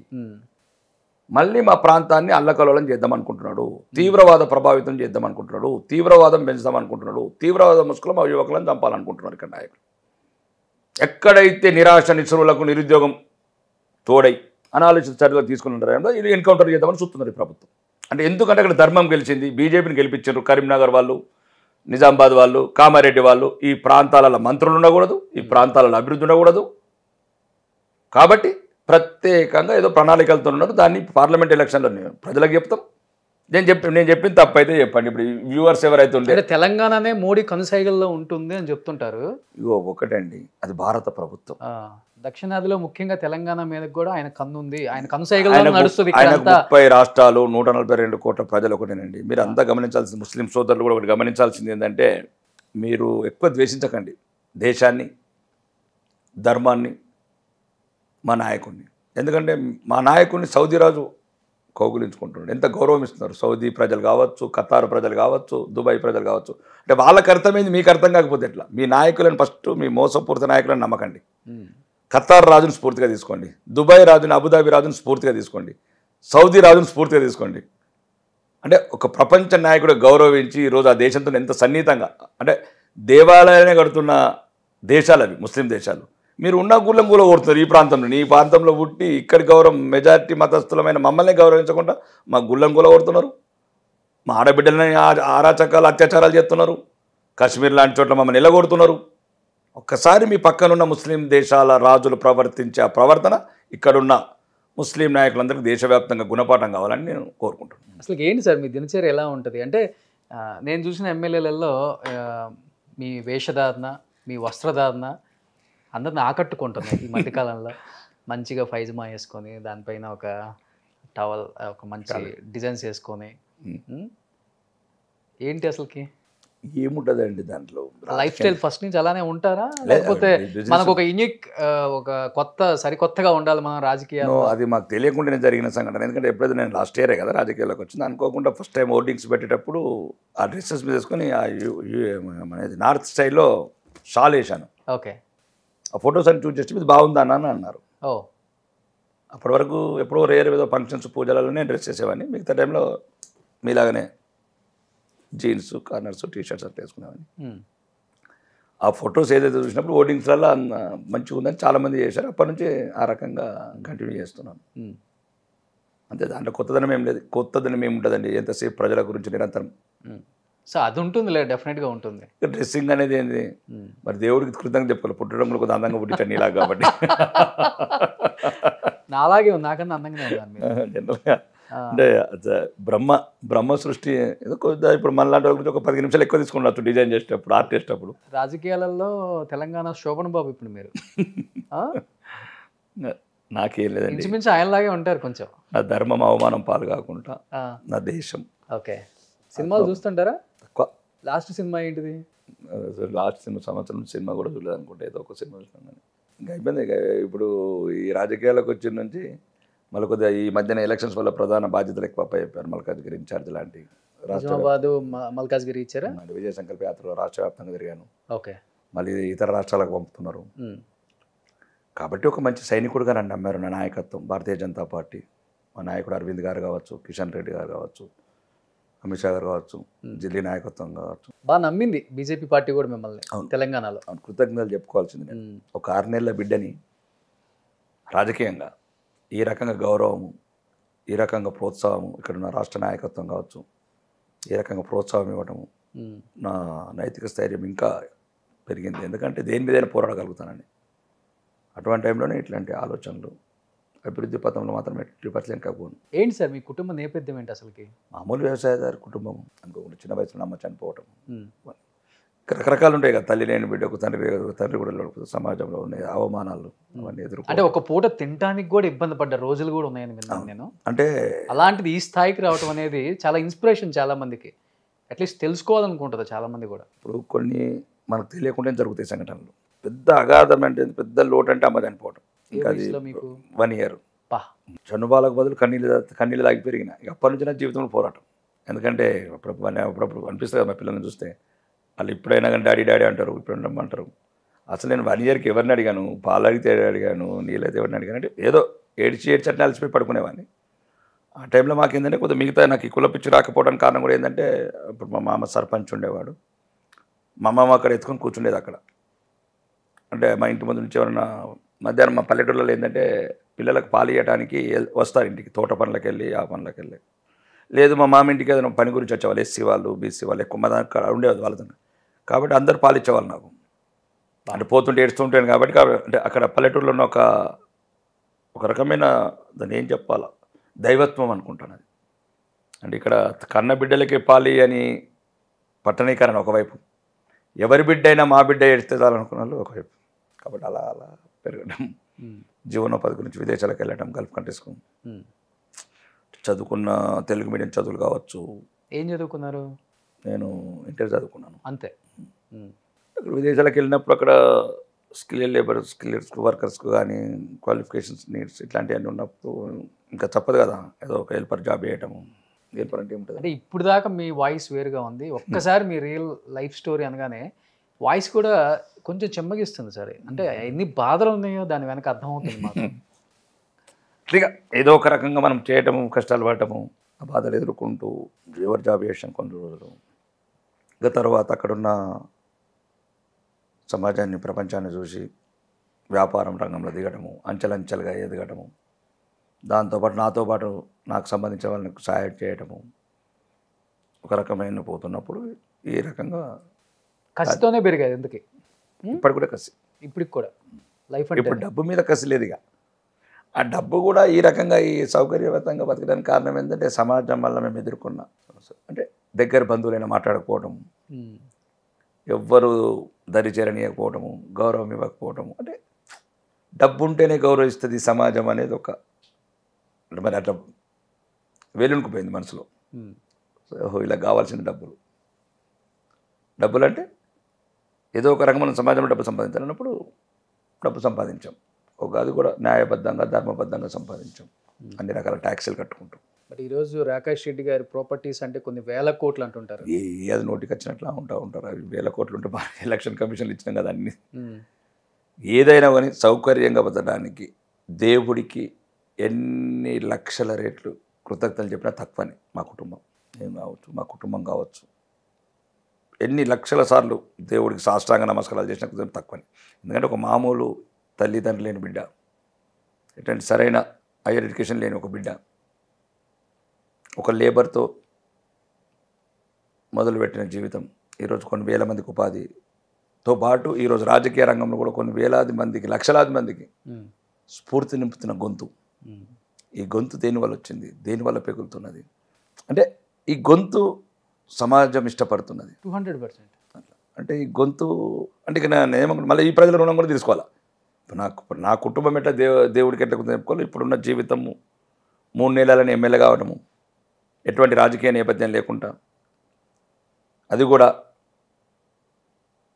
ధర్మం మీద దాడి ఒకవైపు, అసత్య ప్రచారం ఒకవైపు జరుగుతుంటే కాంగ్రెస్ అధికారంలోకి వస్తుందని మైనారిటీలంతా ఒకటై ఈ హిందువులకు సంబంధించిన పార్టీని బతకనియద్దని అందరు కక్ష కట్టిన టైంలో అంటే ప్రత్యేకంగా పగబట్టారు కదా. విదేశీయులు కావచ్చు, విదేశీ నిధులు కావచ్చు, విదేశీ కుట్రదారులు కావచ్చు. ఈ ధర్మానికి ఎప్పుడు ప్రమాదం విదేశాల నుంచి ఎక్కువ అవుతుంది, స్వదేశంలో ఉన్న హిందువుల వల్ల ఎక్కువ ప్రమాదం ఉంటుంది. ఓకే, అయినా కానీ 3 నెలల 30,000 ఓట్ల మెజారిటీతో గెలిపించడం అనేది అదొక గొప్ప విషయం. దాంతోపాటు మెజారిటీ మీది ఈ సమయంలో అంటే నేను ఎవరో చాలామంది కూడా తెలియదు ఇప్పటికి అక్కడ, ఇప్పటికి కూడా తెలియదు. అంటే ఓన్లీ సింబల్ చూసే వేశారు. అయితే నేను ఎక్కువ ఈ రోజు పల్లెలలో తిరగటము, అంటే ప్రజలతో మమేకం కావటం, అంతకు నుంచి అక్కడ చేసిన కొన్ని పనులు ఉన్నాయి కదా, చార్జెస్ కానీ అవి కానీ. చారిటీ బాగా చేసేవాళ్ళంట కదా పేదవాళ్ళకి. ఎందుకంటే నేను పడ్డ కష్టం ఎవరు పడకూడదు, కనీసం వసతులు, కూడు గుడ్డ నీరు. అంతే, గ్రేట్, అది మంచి థాట్ సార్. థాట్ కూడా కాదండి, మనం ఏమి రుణం తీసుకుంటాం ఈ సమాజానికి. అదే కదా, పెద్ద త్యాగం కాదు, పాడు కాదు సార్. ఎంత ఉన్నా కానీ పెట్టే బుద్ధి రావాలి కదా. నో, ఇప్పుడు ఎదుటి వాళ్ళు పెడతలేరని మనం పెట్టకుండా ఉంటాం అనేది కరెక్ట్ కాదు కదా. మనకున్న దాంట్లో మనం సమాజంతో పంచుకోవాలి. ఇప్పుడు ₹1 హాస్పిటల్ కానీ ఇవన్నీ ఏంటంటే ప్రజల గురించి ఆలోచించి ₹1 హాస్పిటల్ అంటే కన్సల్టేషన్ ఆఫీస్ ఇక్కడ 12 కోట్ల బిల్డింగ్ ఫ్రీగా ఇచ్చేసాము. ₹1 ఎందుకు పెట్టారు మరి? ₹1 ఒక కాన్సెప్ట్ లాగా, ఎందుకంటే అక్కడ అన్ని ఆల్ స్పెషలిస్టులు ఉంటారు కన్సల్టేషన్స్. మనకి కన్సల్టేషన్ ఇచ్చి అలానే ఒక అపోహలు ఇప్పుడు ఏంటంటే కార్పొరేట్ వైద్యంలో రకరకాల కమర్షియల్ యాక్టివిటీస్ ఉన్నాయి కాబట్టి ఏమి లేకుండా టెస్టులు వేలాది కొద్ది ఇట్లా ఇవన్నీ సమాజంలో వచ్చిన ప్రభావంతో ఒక న్యాయబద్ధంగా మంచి డాక్టర్లు ఉంటారు. సో గవర్నమెంట్ నుంచి వచ్చే ఫండ్స్ కన్నా మీ దగ్గర ఉన్న ఫండ్స్తోనే మంచి పనులు చేస్తున్నారు ఒక రకంగా చెప్పాలంటే. అవును, ఇప్పుడు కూడా ఆర్మూర్లో కూడా మీరు చూడండి, ఎమ్మెల్యే అయిన తర్వాత ఒక 700 మంది, అదే చెప్పాను ఒకరోజు స్పీచ్ లేదో, 700 మంది ఒక మంచి బాత్రూమ్లు కావచ్చు, డైనింగ్ హాల్స్ కావచ్చు, స్టేజెస్ కావచ్చు. మా పిల్లలు చదువుకునే స్కూల్ లాగే చేశాను. ఒక స్టేడియం చేయించాను, శ్మశానాలు చేయించాను, పార్క్ చేపిస్తున్నాను. అంటే నాకు రావాల్సిన న్యాయమైన వాటా, ధర్మబద్ధంగా రావాల్సిన ఆర్మూర్ ప్రజల వాటా సరంగా ఇప్పుడున్న ముఖ్యమంత్రి గారు నన్ను ఇబ్బంది పెట్టకుండా, రాజ్యాంగాన్ని అవమానపరచకుండా, ఉత్తర తెలంగాణ మీద కక్ష కట్టకుండా నా వాటా నాకు ఇస్తే స్మార్ట్ సిటీ చేస్తారు. మోడల్ ఆఫ్ తెలంగాణ చివరి రోజు 1 మంత్ 5 సంవత్సరాల ముందు మీ విలేకరులందరినీ తీసుకెళ్తాను. అంటే మీకున్న ఆలోచనలు, మీ ఇన్నోవేటివ్ థాట్స్ అంటే ఉంటాయి కదా. అదే తెలంగాణ అసెంబ్లీలో మాట్లాడింది కూడా అదే. నేను వితిన్ 3 మినిట్స్లో కూడా 7 సబ్జెక్టులు తీసుకున్నాను. ఒకటి, మీరు ఎట్లయితే 150 కోట్లు కొండబోతున్నారో మోడల్ ఇంటిగ్రేటెడ్ నాకు కూడా ఇవ్వండి. 2000 మంది అమ్మాయిలు హాస్టలల్లో మురికి గుంటల పక్కన కనీస వసతులు లేకుండా అద్దె కొంపలల్లో ఒక్క రూమ్లో 40 మంది పిల్లలు, అందులోనే క్లాసెస్, అందులోనే రూము, అందులోనే పడుకోవడం అని నేను వీడియో పెట్టి కూడా పంపించాను రేవంత్ రెడ్డి గారికి. రెండోది, ఎస్సీ పిల్లల హాస్టళ్ళు కూలిపోయే దశలు ఉన్నాయి, పట్టించుకునే వాళ్ళు లేడు. పేదలకు ఇల్లే లేవు. 10,000 ఇల్లు కావాలి. మీరు ఎప్పుడు వెళ్తున్నారు చెప్పండి, నేను వస్తాను ఒకసారి. నేను ఇప్పుడు ఇక ప్రచారం వెళ్తాను, ఒక 20-21 తర్వాత వెళ్తాను. మొత్తం చూద్దాం. అసలు ఇంతవరకు ఇల్లు లేవు, స్పెషల్ ఎకనామిక్ జోన్లో ఒక ఇండస్ట్రీ లేదు 10 ఏళ్ళ నుంచి. ఆ రోజు అసెంబ్లీ కూడా చెప్పాను, ప్రతి ఒక్కరూ 40,000 కోట్లు తెచ్చాము దావోస్ నుంచి అని ముఖ్యమంత్రి గారు ప్రకటన చేయడం కాదు. నేను 20 సంవత్సరాల నుంచి గమనిస్తున్నాను. ప్రతి ముఖ్యమంత్రి వెళ్ళటము, నిధులు తెచ్చినామని చెప్పడము, ఆ నిధులు ఎక్కడికి వచ్చినాయో చెప్పరు, ఎక్కడ ఇండస్ట్రీస్ పెట్టారో చెప్పరు. ఎవడు వచ్చినా కానీ అవుటర్ రింగ్ రోడ్ చుట్టే భూములు కావాలంటాడు గవర్నమెంట్. మళ్ళీ ఉన్న వాళ్ళే దోసుకోవడం ఈ భూములు, విలువైన భూములు. వీళ్ళ భూములు ఎక్కడున్నాయి, రాజకీయ నాయకుల భూములు ఎక్కడున్నాయి, అక్కడ ఇండస్ట్రీస్ రావడము. ఇదొక మాఫియా లాగా తయారైంది. రాజకీయం కూడా ఒక మాఫియా లాగా తయారైంది. ఈ రాజకీయ నాయకులంతా భూములు కొనుక్కోవడం, ఆ భూముల పక్కనే ఇన్ఫోసిస్ క్యాంపస్లు రావడం. అందుకే సార్ చెప్పింది పాలిటిక్స్. నో, పాలిటిక్స్తో కాదు. మీరు ఒకసారి ప్రధానమంత్రి నరేంద్ర మోదీ గారు చూడండి, 10 సంవత్సరాలు ఒక చిన్న అవినీతి మచ్చ. అది కాదండి, బీజేపీ దేశాన్ని కాపాడుతుంది, ధర్మాన్ని కాపాడుతుంది. వీళ్ళంతా ఒక డిఫరెంట్ మాఫియా టైపు. నేను అనేది నేను ఓపెన్గా చెప్తున్నాను, మనం అసెంబ్లీ చెప్పండి. ఎవడు అడిగినా ఫ్యాబ్ సీట్ పక్కన ల్యాండ్ అడుగుతాడు, అవుటర్ రింగ్. నేను అన్నాను ఓకే, దెన్ నేనేమన్నాను, ఒక 25% జిల్లాలకు ఇవ్వండి. జిల్లాలు నా జిల్లా అనేది నేను ఆ రోజు నా స్పీచ్లో చెప్పాను. వెనుకబడ్డ ఖమ్మం ప్రాంతం కావచ్చు, గోండు తండాలు, లంబాడి తండాలు ఉన్న ఆదిలాబాద్ కావచ్చు, ఇవ్వండి. ఇప్పుడు ఇక్కడ 40,000 కోట్లు తెచ్చినప్పుడు దాంట్లోకి ఒక ఎంత అవుతుంది, 10,000 కోట్లు అవుతుంది. ఆ 10,000 కోట్ల నుంచి జిల్లాకు 2,000 కోట్లు ఇవ్వండి. ఏదో ఒక ఇండస్ట్రీ వస్తాయి కదా, కుటీర పరిశ్రమలు. అక్కడ ఉన్న పిల్లలు మత్తుకు లోనవుతున్నారు. కాబట్టి ఇవన్నీ కొద్దిగా రాజకీయ నాయకులకు అవగాహన ఉండాలి. సో కంప్లీట్గా పాలిటిక్స్కే టైం కేటాయిస్తున్నారు, మీ గొంతుకు వినిపిస్తున్నారు, న్యాయం కోసం ధర్మం కోసం పోరాడుతూ ఉన్నారు రాకేష్ రెడ్డి గారు. మరి బిఫోర్ ఏమో సక్సెస్ఫుల్ బిజినెస్ మ్యాన్, టైం కుదురుతుందా బిజినెస్లో ఇవన్నీ చూసుకోవడానికి? బిజినెస్ మ్యాక్సిమం తగ్గించామండి, ఇంకా ఫ్యామిలీ చూసుకుంటుంది సగము. మ్యాక్సిమం ఇప్పుడు నేను ఏదైతే యాక్టివిటీస్ ఇన్వాల్వ్మెంట్ ఉన్నదో అవన్నీ తగ్గించేసాం. ఎందుకంటే ఎర్రచందనం అంటేనే రాకేష్ రెడ్డి అంటేనే ఎర్రచందనం, ఆ పేరైతే పడిపోయింది. మరి మీరు ఎంత మేరకు చేస్తారో ఆ బిజినెస్ మాకైతే తెలియదు, కానీ పుష్ప సినిమా రాకేష్ రెడ్డి గారిదే. కరెక్టే, అది రాకేష్ రెడ్డిదే. కానీ రాకేష్ రెడ్డి లీగల్ పుష్ప. ఇండియా మొత్తం ఎక్కడికైనా ప్రపంచం అంతా చేస్తారు ఎర్రచందనం బిజినెస్. అన్ని లైసెన్స్తో చేస్తాను. అల్లు అర్జున్ ఏమో ఇల్లీగల్ లైసెన్స్తో చేస్తాడు. అంతే తేడా. మొత్తం ప్రపంచం అంతా లైసెన్స్ మీకే ఉందా? మీరు కూడా చేయొచ్చండి. ఇప్పుడు ఇంతకుముందు నా ఒక్కడికే ఉండేది, ఇప్పుడు రానుగా కొత్త వాళ్ళు వస్తున్నారు. కానీ మేజర్గా 90% మేము కూడా తగ్గించేసి మీకు అయిపోయింది. రాజకీయ రంగంలోకి వచ్చినప్పుడు ఇక ఉంటే కొద్దిగా వర్కర్స్, జిఎంస్ వాళ్ళు ఉండాలి, బతకాలి కదా. ఇప్పుడు నేను ఒక్క ఎమ్మెల్యేనే, నా స్టాఫ్ అంత ఎమ్మెల్యేలు కాలేరు కదా. కాబట్టి మొత్తానికి తగ్గించేసాను వ్యాపారం. ఉన్న సిస్టమ్ ఏంటంటే వాళ్ళ సాలరీస్, వాళ్ళ బెనిఫిట్స్, మరి నా వల్ల వేలాది మంది ఇబ్బంది పడకూడదు కదా. ఇండస్ట్రీస్ ఉన్నాయి, వాటి రన్ చేయాలి, వాళ్ళు బతకాలి. ఇండియాలో ఏ ముఖ్యమంత్రి అయినా కానీ రాకేష్ రెడ్డి గారికి ఫోన్ చేస్తారు. Is it correct? ఎందుకు చేస్తారండి వాళ్ళకు? రాకేష్ రెడ్డికి చేసే అవసరం లేదు, రాకేష్ రెడ్డి ముఖ్యమంత్రికి చేసే అవసరం లేదు. అదేదో అంటూ ఉంటారు, ఏమో అంటూ ఉంటారులే, కానీ అది కాదు. ఇప్పుడు ప్రజాప్రతినిధిగా ప్రజల గురించి పోరాటమే నా జీవిత కర్తవ్యం, అంతే. వాళ్ళు కూడా ప్రజాప్రతినిధులే కదా. అవును, అప్పుడప్పుడు పన్నెండు ఫోన్ చేస్తారు, తప్పేముంది. మేము వాళ్ళకి ఫోన్ చేయొచ్చు, వాళ్ళకి వాళ్ళు ఎవరు కూడా పైకి వెళ్ళి రాలేదు కదా. రేవంత్ రెడ్డి గారు కూడా మామూలు ఫ్యామిలీకి వెళ్ళి వచ్చారు. కేసీఆర్ కూడా మామూలు ఫ్యామిలీ, ఏజెంట్ పనిచేశాడు, పాస్పోర్టు. ఏ తప్పేముంది, ముఖ్యమంత్రి అయ్యాడు. మీ ముఖ్యమంత్రి గారు, మీ పిఎం గారు ఛాయ్ అమ్ముకోలే, అంతే. అదే మరి తప్పలేదు. కానీ ఛాయ్ అమ్మిండు, కానీ దేశాన్ని కాపాడిండు. కానీ వీళ్ళు మొత్తం దేశాన్ని తాకట్టు పెడుతున్నారు. ఇప్పుడు చూడు, ఇంతకుముందున ప్రభుత్వం 7 లక్షల కోట్లు అప్పు చేయడం, ఇప్పుడు వచ్చే నుంచి 1000 కోట్లు అప్పు చేస్తున్నాడు. మా నాన్న పుట్టాడు, 4 ఎకరాలు అమ్మాడు, నేను పుట్టాను 2 ఎకరాలు అమ్ముతాను అన్నట్టు తయారైంది మా రేవంత్ రెడ్డి గారు. అంటే చూడండి, ఆ పథకాలు కానీ అవన్నీ కానీ అవి దేనికండి. ఓకే, చాలా మంది మహిళలు కంప్లీట్ చేస్తున్నారు. ఫ్రీ బేసిస్ వల్ల చాలా నష్టపోతుంది రాష్ట్రం. కాదండి, ఆరోగ్యాలు పాడవుతున్నాయి. ఆ పేద ప్రజలకు ఆ పాత బస్సులలో ఎక్కిస్తున్నారు, కొత్త బస్సు ఇంతవరకు ఒక బస్సు కొనలేదు. వాళ్ళకి ఈ మధ్యన మొత్తం ఆర్థోపెడిక్ డాక్టర్స్ అందరికీ కంప్లైంట్స్ వస్తున్నాయంట. వీళ్ళు ఏదో ఉచితమైన పాపం మీ ఆడవాళ్ళు పోయి నడుముల నొప్పులు ఆ బస్సులు ఎగేసి దిగేసి ఆ ట్రాఫిక్ ఎంతైనా చేయొచ్చు, కానీ ఫ్రీ బేసిస్ అనేది చాలా కష్టం రాష్ట్రం నడిపించు. ఈ కాంగ్రెస్ ఒకటేనండి ఈ దేశానికి శత్రువు. This all clear evidence. ఒకటే రోజుల నెహ్రూ గారు 42 లక్షల మంది చంపిన చరిత్ర కాంగ్రెస్ది. ఈ దేశాన్ని ముక్కలు చేసిన చరిత్ర కాంగ్రెస్ది. దేశాన్ని ముక్కలు చేయాలనుకున్న చరిత్ర కూడా కాంగ్రెస్దే. హిందువులను అడుగడుగున అవమానించిన పార్టీ కాంగ్రెస్దే. విదేశాలలో హిందువులు చచ్చిపోతుంటే ఏమన్నారు మహాత్మా గాంధీ గారు? ఎప్పుడైతే దేశ విభజన సమయంలో నిరభ్యంతరంగా అక్కడ ఉన్న సిక్కులు కావచ్చు, జైనులు కావచ్చు, హిందువులు కావచ్చు, మీరు పక్క దేశాలకు పాకిస్తాన్ పోయినప్పుడు, బంగ్లాదేశ్ పోయినప్పుడు నిరభ్యంతరంగా రావచ్చు అన్నాడు. ఎన్నడూ ఇంతమంది ఇప్పుడు 20% ఉన్న హిందువులని 1% అయితే పాకిస్తాన్లో ఒక్కరోజు భారత ప్రభుత్వం స్పందించలేదు. ఈ కాంగ్రెస్ ప్రభుత్వాలు చావని, హిందువులు చావని సంతోషం, రాక్షస క్రీడలకు కాంగ్రెస్ వాళ్ళకు. గమనించండి మీరు, కోట్లాది మంది హిందువులను చంపారు. ఒక్కరోజు కూడా భారత ప్రభుత్వం స్పందించలేదు ఈ కాంగ్రెస్ ప్రభుత్వం. ఇది కాంగ్రెస్ నీతి. 1940 ఎవరండి ప్రధానమంత్రి కావాల్సింది? సర్దార్ వల్లభాయ్ పటేల్ కావాల్సింది. 20 మంది కాంగ్రెస్ సభ్యులలో 16 మంది సర్దార్ వల్లభాయ్ ఓటేశారు, 4 మంది వేశారు నెహ్రూ గారికి. ఎటువంటి దేశ సామర్థ్యం లేని నాయకుడైనా. మేము నిజంగా చెప్తున్నాం, కాంగ్రెస్ ఉంటే మా తెలంగాణ చచ్చిపోయే వాళ్ళం.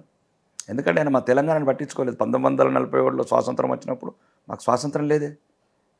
మేము ఒక నిజాం రాజు అనే ఒక దుర్మార్గమైన పరిపాలన, హిందువులు అందరం అవమానాల పాలవుతుంది, హత్యల పాలవుతుంది, అత్యాచారాల పాలవుతున్నాం. అదే రజాకర్.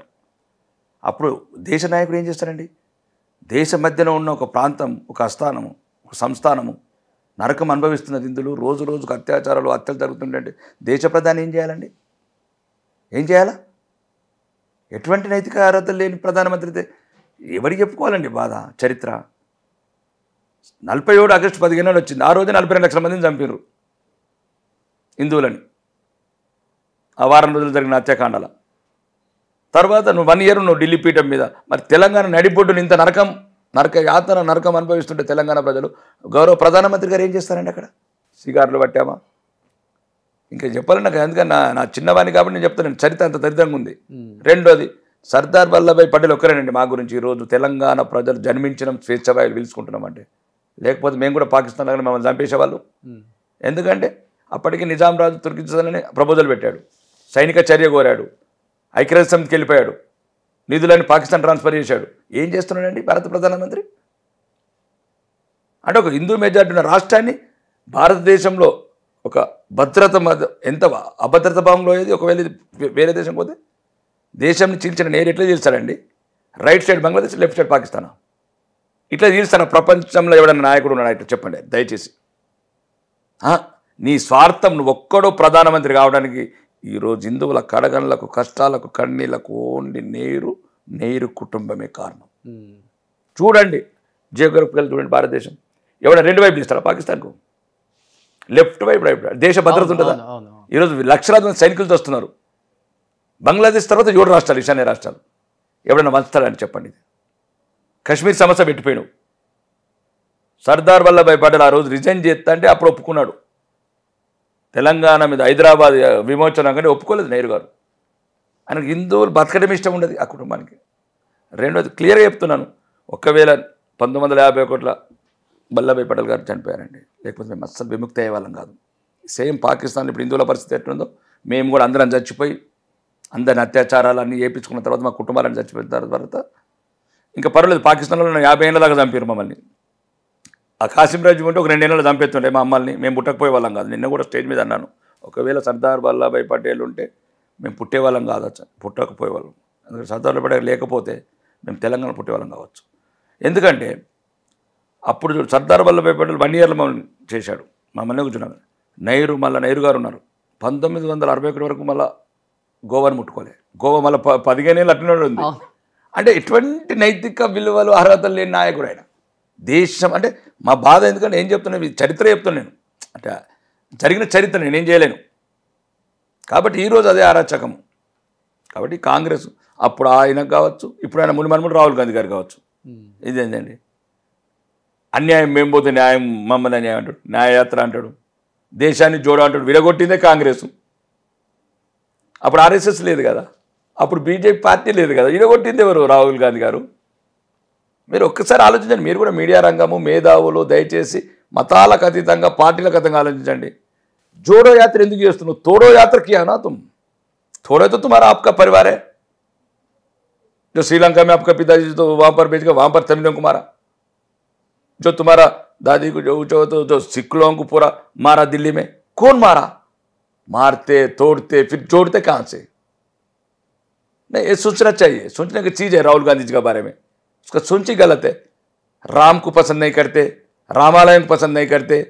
चलो అంటే ఇది ఒక చూడాలి. అంటే మీరు చెప్పింది కరెక్ట్. అయితే ఇప్పుడు హిందూ ధర్మం మీద పోరాడుతుంది తెలంగాణలో, ముఖ్యంగా మగవాళ్ళలో అయితే మీ పేరు గట్టిగా వినిపిస్తుంది. మా కోంపల్లి మాధవీలత గారు మీరు చెప్పింది 100% నిజం. ప్రజల్లో మార్పు వచ్చింది, ఆర్మూరు ప్రజల్లాగా ఇక్కడ కూడా మార్పు వస్తుంది అంటే ఓవైసీ మీద మాధవీలత గారు గెలిచే అవకాశం ఉందా? రాజకీయం అనేది గెలిపోవటం ఆటండి, ధర్మం అనేది నా చావు బతుకుల పోరాటం. ఆ పోరాటం చూసినప్పుడు ఏమనిపించింది మీకు? ఇప్పుడు మీరు మాట్లాడేది వ్యక్తిగతంగా మాట్లాడుతున్నారు. మాధవీలత లాంటి వాళ్ళు గెలవాలని కోరుకోవాలా? వ్యక్తిగతంగా నేను మాట్లాడలేదు, నేను చెప్తుంది ప్రజల్లో మార్పు రావాలి, వచ్చింది అన్నారు కాబట్టి చెప్తున్నా. రావాలి అంటే చెప్తున్నాను, కాంగ్రెస్ పట్ల మారాలి మీరు. కాంగ్రెస్ మన హిందువుల శత్రువుల పార్టీ, హిందూయిజంని అసహించుకునే పార్టీ. నేను చెప్పిందంత అబద్ధమైతే మీరు చెప్పండి. నైరు మన హైదరాబాద్ విముక్తికి ఇష్టపడలేదు అంటే క్లియర్గా చెప్తున్నాను కదా నేను. సర్దార్ వల్లభాయ్ పటేల్ గారు నేను రాజీనామా చేస్తానంటేనే ఒప్పుకున్నాడు ఆపరేషన్ పోలో. అవును, आप हैदराबाद करो, कश्मीर को मेरे को छोड़ो अన్నాడు. कश्मीर छोड़ के क्या किया आज नेहरू जी ने? कश्मीर उसका हाथ में छोड़ा, अभी तक जलते रहे आखिर में लाखों हिंदू लोग मरते गए. ये हमारा जो कांग्रेस का गांधी फैमिली और గాంధీలో అదొక సబ్జెక్ట్కి వెళ్ళిపోతాం. మళ్ళీ అదొక నెహ్రూలు అవుతారు, గాంధీలు అవుతారు, నెహ్రూలు అవుతారు. కాబట్టి కాంగ్రెస్ పార్టీ ఉంటే ఈ దేశ వినాశనం తప్ప హిందువుల కన్నీళ్లకు ఈ కాంగ్రెసే ప్రథమ కారణం. కాబట్టి ఈ దేశంలోని హిందువులు, ఈ ప్రపంచవ్యాప్తంగా హిందువులు, నేను మాట ఏదైనా తప్పు అయితే తప్పు మాట్లాడుంటే చరిత్ర తెలుసుకోండి. నేను చెప్పింది నిజమా అబద్ధమా? లక్షలాది డాక్యుమెంట్స్ ఇస్తాం మీకు, లక్షల డాక్యుమెంట్స్.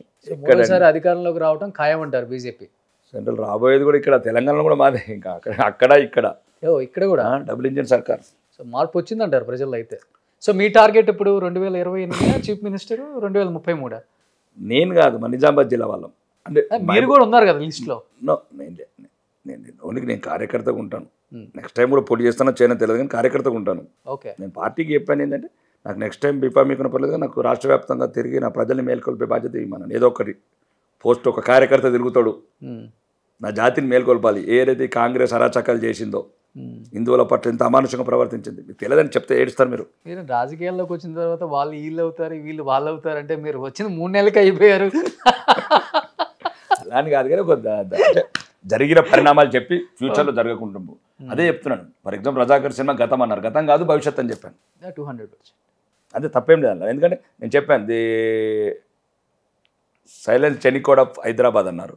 నేను దశ బహిరంగంగా 1990 జనవరి 18 నాడు 25,000 మసీదులకి వెళ్ళి హిందువులు వెళ్ళిపోవాలి కాశ్మీర్ నుంచి అనేది.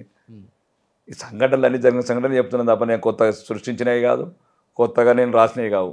ఈ చరిత్ర అంతా లిఖించబడ్డది. ఇంకా దారుణంగా ఉన్నది కాంగ్రెస్ చరిత్ర. చెప్పాలంటే కొన్ని వేల మంది సాధువులను చంపారు ఇందిరాగాంధీ గారు ఉన్నప్పుడు, రాజీవ్ గాంధీ గారు సపోర్ట్ ఉన్న గవర్నమెంట్ ఉన్నప్పుడు, కరసేవల మీద కాల్పులు, ఇవన్నీ రకరకాలు నేను చెప్తుంటే ఇలా చరిత్ర ఒక రకమైన చరిత్ర. ప్రపంచంలో హిందువు అన్నవాడు కాంగ్రెస్ కోటేయాడు. ఇప్పుడు కూడా హిందువులందరికీ ఒకటే కోరుకుంటారు, ప్రపంచవ్యాప్తంగా ఉన్న హిందువులు కావచ్చు, భారతదేశం హిందువులు కావచ్చు. మీ సంస్కృతి, మీ సంస్కారాలు, మీ పిల్లల భవిష్యత్తులు, బంగారు భారతదేశం, భవిష్యత్తు గల భారతదేశం ఉండాలంటే దయచేసి మీ అందరికి చేతులెత్తి జోడిస్తున్నా, ఈ కాంగ్రెస్ని తిరస్కరించండి. ఈ కాంగ్రెస్ మనకు ప్రథమ శత్రువు. హిందూ ధర్మానికి సంబంధించి ఇంకా 100 పార్టీలు రాని పర్వాలేదు, మీరు ప్రోత్సహించండి. కానీ కాంగ్రెస్ ఉంటే మాత్రం హిందువులను సుఖంగా బతకనియదు. మోడీ గారి కంట్లో పడ్డారా? అంటే వచ్చిన 3 నెలల్లోనే ఇంత మార్పు వచ్చింది కదా. రాజకీయాల్లోనే చెప్పాలంటే చాలా పెనుమార్పులు అని చెప్పుకోవచ్చు మీ గెలుపు. అవును, ఆయనకి మీలాంటి వాళ్ళంటే చాలా ఇష్టం ముఖ్యంగా. ఇంకా ఎందుకంటే తెలుసు మోడీ గారు ఏంటి, ఆయన నైజం ఎలా ఉంటుందో తెలంగాణలో ఉన్న చాలామంది లీడర్స్ చెప్తుంటే విన్నాను కాబట్టి నేను కూడా. ఏం చెప్పారు మీరు గెలిచిన తర్వాత? ఆయన కలవకుండా నమో టీం వచ్చి కలిసింది. ఆయన అక్కడ పిఎంఓ నుంచి ఫోన్ చేశారు. ఒక ఐడియాలజీ గురించి ఈ మధ్యన కొద్దిగా బాగా మాట్లాడుతున్నావు, ఏంటి ఐడియాలజీస్ అంటే నేను చెప్పాను. ఓకే, సౌత్ ఇండియా గురించి చెప్పాను, నేను ఓన్లీ తెలంగాణ గురించి చెప్పలేదు. దక్షిణాది ఉన్న ప్రజల ఆలోచనలు, ఆహారపు అలవాట్లు అవన్నీ వేరే ఉంటాయి. చెప్పాను దక్షిణాదిని కొంత చిన్న చూపు చూస్తున్నారు మీరు అనేది ఉంది. చిన్న చూపు లేదు, అది లేదు, చిన్న చూపు అనేది లేదు. అందరికన్నా ముందు తమిళనాడులో చాలా అభివృద్ధి చేసిండు నరేంద్ర మోడీ గారు. 8 లైన్ల రోడ్లు కావచ్చు, ఇన్ఫ్రా కావచ్చు, సీ పోర్ట్స్ కావచ్చు, విదేశీ ఎగుమతులు కావచ్చు. ఓకే, అక్కడ ఉన్న ప్రభుత్వం దాన్ని ఏ రకంగా కర్ణాటకలో అభివృద్ధిలో భారతదేశం అంతా ఒకటేనండి మాకు. అది సౌత్లో కూడా మేము ఈ మొత్తానికి సౌత్లో కూడా రామమయం కావాలని కోరుకుంటున్నాం. అయింది కదా, ఇంకా కావాలి. అక్కడ 20 రాష్ట్రాలు అయినాయి, ఇక్కడ ఉత్తరాది మొత్తం రామమయం అయిపోయింది, దక్షిణాది కూడా రామమయం చేయాలని. రామమందిరం రేపు ఎలక్షన్స్కి మీకు పెద్ద ప్లస్ అనుకుంటా సార్. రామ మందిరం ప్లస్ కాదండి, ధర్మపాలన ప్లస్. ఈరోజు దాంట్లో భాగమే కదా ఇది కూడా, ధర్మం కూడా భాగమే కదా, డెఫినెట్గా. తప్పెందుకు? మళ్ళీ అదే చెప్తున్నానండి, మీరు గమనించాల్సి ప్రపంచంలో ఒక్కరని ఆలోచించండి రోషన్ గారు, ఏ మసీదు కూడా మేము మందిరాలు కట్టలేదండి. అవును, మందిరాన్ని కూలగొట్టే మసీదులు కట్టారు. అవును. మేము ఎక్కడ కూడా ముస్లిమ్స్ మీద కానీ ఇతర మతం ఎప్పుడు దాడులు చేయలేదు, దౌర్జన్యాలు చేయలేదు. వాళ్ళేదో మణిపూర్ అంటారు, ఆ మణిపూర్ మతాల మధ్యన కాదు, అది తెగల మధ్యన, అది ఒక డిఫరెంట్ ఐడియా, అది ఒక మియాన్మార్ ఇన్వాల్వ్మెంట్, అవన్నీ రకరకాలు ఉన్నాయి. అది కొంచెం చాలామంది తెలియక మణిపూర్ అంటారు, మణిపూర్ తెగల మధ్యన. సేమ్ ఇప్పుడు ఎట్లయితే రకరకాల కొందరు ఇప్పుడు కూడా మత మార్పు చేసిన కొన్ని పల్లెల పాలకొల్లు సైడ్కి ఇట్లా రకరకాల అవి ఒక పేరు మార్పు హిందువులను ఎత్తలేరు. నేను మొన్న రాజమండ్రికి వెళ్ళాను 4 days బ్యాకే, ఒక అది వచ్చి ఏడుస్తున్నాను నా దగ్గర రాజమండ్రిలో, పెద్ద ఆయన ఉన్నట్టున్నాడు, గుడి సెంటర్లో ఆపేశారట క్రిస్టియన్స్. ఈ రకంగా నేను వస్తున్నా అని ఏదో యూట్యూబ్లో చూసాడు, ధర్మం గురించి బాగా మాట్లాడి, ఆ రాష్ట్రం మనది కదా, వీలైతే జగన్మోహన్ రెడ్డి గారికి చెప్తే ఆయన కూడా క్రిస్టియనే కదా, మీకేం న్యాయం చేస్తున్నాడు అడిగాను. జగన్మోహన్ రెడ్డి కూడా క్రిస్టియనే కదా, వాళ్ళ నాన్న క్రిస్టియనే, వైఎస్ రాజశేఖర రెడ్డి గారు వాళ్ళ తాత క్రిస్టియనే, వాళ్ళ ముత్తాత క్రిస్టియనే, మరి వాళ్ళు క్రిస్టియన్ సపోర్ట్ చేయకపోతే మీకు ఎట్లా చేస్తారని నేను అడిగాను. మీకేమన్నా అతను అన్నాడు, పల్లకొల్లు పక్కన కొవ్వూరు పక్కన ఏదో మందిరం సెంటర్లో వచ్చి క్రిస్టియన్స్ అంతా మేజర్ క్రిస్టియన్స్ కన్వర్ట్ అయ్యారట, ఆపేశారట. దాన్ని ఎట్లా చేయాలంటే ఇప్పుడు మేము తెలంగాణ శాసనసభని, ఇక్కడ శాసనసభని కాదు, గవర్నమెంట్ కూడా ప్రభుత్వానికి క్రిస్టియన్ ఉన్నాడు కాబట్టి క్రిస్టియన్ వైపే ఉంటాడు, దాన్ని ఏం చేయలేం కదా. ప్రచారం చేస్తున్నారు ఆంధ్రాలో మీరు కూడా. ఆ పార్టీ ఆదేశిస్తే చెప్పాను కదా, కాశ్మీర్ కూడా పోతాను. అప్పుడే నా ఫస్ట్ ఇంటర్వ్యూలో చెప్పాను, ఇప్పుడు కాదు. పార్టీ ఆదేశిస్తే ఏమనిపించింది? ఆంధ్ర వెళ్ళొచ్చారు అనుకుంటే ఈ మధ్య. అవును, ఆంధ్రలో కొద్దిగా ధర్మం ప్రమాదంలో పడ్డదని అందరికి అర్థమైంది. ఎందుకంటే ఇక్కడ ఉన్న ప్రభుత్వం ఉంటే నాండాను ఇది కూడా ఏదో పోలాండో అయ్యేటట్లది, మందిరాలకు బదులు చర్చలే కనబట్టి ప్రతి వీధిలో చర్చలు అయిపోయినాయి. కొద్దిగా ఎక్కువ ఉన్నట్లది, క్రైస్తవ మతానికి ప్రోత్సాహం ఎక్కువ ఉన్నట్లది. నిజంగా కూడా ఇదంతా మీరు అందరు ఇన్స్టెంట్గా జరగట్లేదు. ఇది ఎక్కడి నుంచి ప్రపంచంలో హిందూ ధర్మాన్ని చంపితేనే ప్రపంచ శాంతి అల్లకొల్లం అవుతుంది. మీరు అంటే దాన్ని మనం తప్పుగా కూడా అనుకోకూడదు కదా సార్, ఎందుకంటే ఎవరు మతాన్ని వాళ్ళు పెంచుకోవాలనే చూస్తారు. తప్పలేదు, నేను అదే అంటున్నా. పెంచుకున్నప్పుడు నీకు కూడా తెలాల నువ్వు తగ్గుతున్నావు అని, తగ్గినప్పుడల్లా నువ్వు అపమానం పాలవుతున్నావు. నువ్వు మళ్ళీ మీకు చెప్పిన శాతం మీద ఇద్దరు మతస్థులను ఏమంటలేను. రక్షణ శాఖ మాజీ కార్యదర్శి పేరు చెప్తాను ఫోన్లో, అమెరికా రక్షణ శాఖ సెక్రటరీ, భారతదేశం దృఢంగా ఉంటేనే ప్రపంచం ప్రశాంతంగా ఉంటుంది అన్నాడు. మీరు గమనించాల్సి, ఒక వీర నరేంద్ర మోడీ గారి నాయకత్వం ఈరోజు లేకపోతే 3వ ప్రపంచ యుద్ధం వచ్చేది. మీరు భారతదేశం గురించి ఆలోచిస్తున్నారు. ఆయన చేసిన దౌత్యం ప్రపంచంలో ఎవరు చేయలేదు ఇప్పటివరకు. ఒకవైపు ఇస్లామిక్ కంట్రీస్ని ఇజ్రాయెల్తో కలిపాడు, ఒకవైపు అణుయుద్ధంని ఆపాడు. నేను చెప్పలేదు అని CNN మొన్న నేను చెప్పింది అమెరికన్ డిఫెన్స్ సెక్రటరీ చెప్పింది. ఇది భారతదేశం ఎంత దృఢంగా ఉంటే ప్రపంచ శాంతి ఉండాలంటే భారతదేశం దృఢంగా ఉండాలి. భారతదేశం దృఢంగా ఉండాలంటే హిందూ సమాజం జాగృతంగా ఉండాలి. ఇప్పుడు మీరు గమనించండి, ఇది జరుగుతూనే ఉంటాయి. ఇప్పుడు నేనున్నాను, ఎట్లా నాకు ఇతర మతస్థుల మీద కోపం లేదు, దర్ ఆల్ మై ఫ్యామిలీ, వాళ్ళు మమ్మల్ని అనుకునే చాలు. ఇప్పుడు మనం ఎవరు ఇంటర్వ్యూ అడిగారు, మీరు క్యాప్ పెడతారా అని అడిగారు. ఏది పెడతాను, అక్బరుద్దీన్ అసౌద్దీన్ బొట్టు పెట్టుకోమనండి, తప్పేముంది. మమ్మల్ని అడుగుతారు ఏంటండి హిందువులు అంటే, ప్రతి ఒక్క వీళ్ళ ఈ మీడియా కూడా చూడగల మేము యాంకర్స్ కూడా. ఇప్పుడు మీరు అన్నారు కదా, ఇప్పుడు నేను చర్చలకు ప్రేయర్ చేస్తాను, ఒకసారి దేవాలయం రమ్మనండి అలా. మీరు వాళ్ళని అడిగారు ఎందుకు ఇట్లా? మేము దేవుళ్ళందరూ ఒకటి అంటున్నాము, కాదు వాళ్ళు వేరే దేవుళ్ళు లేరు, మా దేవుడు ఒకటి అంటున్నారు, వాళ్ళని అడగారు ఎందుకు అట్లా? ఇప్పుడు నేను రెడీ ఉన్నానండి, చర్చ్కు పోయి ప్రేయర్ జీసస్ని యాక్సెప్ట్ చేసి మొక్కుతాను, వాళ్ళు మా దేవాలయంకి వస్తారా? నేను నారాయణమూర్తి అన్న ఒక మంచి మాట చెప్పాడు, ప్రపంచంలో హిందువులు ఒక్కలే అమాయకులని, దర్గాలకు మొక్కుతారు, అల్లాకు మొక్కుతారు, హిందూ ధర్మం అన్ని యాక్సెప్ట్ చేస్తాను. రైట్, నేను అదే ఇంత మంచి ధర్మాన్ని నిర్మూలించకండి అని కోరుకుంటున్నాను ఇతర మతస్థులకు. రైట్, మీరు అన్నది ఇదే. మీరేమన్నారు? అన్ని యాక్సెప్ట్ చేస్తారు. ప్రపంచంలో ఏ మతం లేదు ఇంత ధర్మ మతం, కర్మ సిద్ధాంతాన్ని నమ్మిన, ప్రపంచానికి శాంతిని ప్రబోధించిన నేల ఇది. గౌతమ బుద్ధుడు కావచ్చు, నలంద విశ్వవిద్యాలయం. దానికి అర్థం ఏంటంటే వాళ్ళు తక్కువ చేయొచ్చు చూడరు ఏకులని కూడా. నేను ఏమంటున్నా అదే చెప్తున్నాను. చర్చికి వెళ్తారు, మసీద్కి వెళ్తారు, అన్ని దర్గాలు బిర్గాలు అన్నీ కదా, అన్ని వెళ్తారు. నేను అదే చెప్తున్నాను. కడప దర్గా ఉంది, అవును, ప్రతి ఒక్కళ్ళు సందేశిస్తారు. రజనీకాంత్, కమల్ హాసన్, ప్రతి ఒక్కళ్ళు. నేనేమంటున్నాను, నేను ఇదే అంటున్నాను, మేము ఎట్లయితే మిమ్మల్ని అందరిని ప్రేమిస్తున్నాము, దయచేసి మమ్మల్ని నిర్మూలించకండి. ఇది ప్రేమగల జాతి, ప్రేమగల మతము, దైవత్వం ఉన్న దైవం ఇది.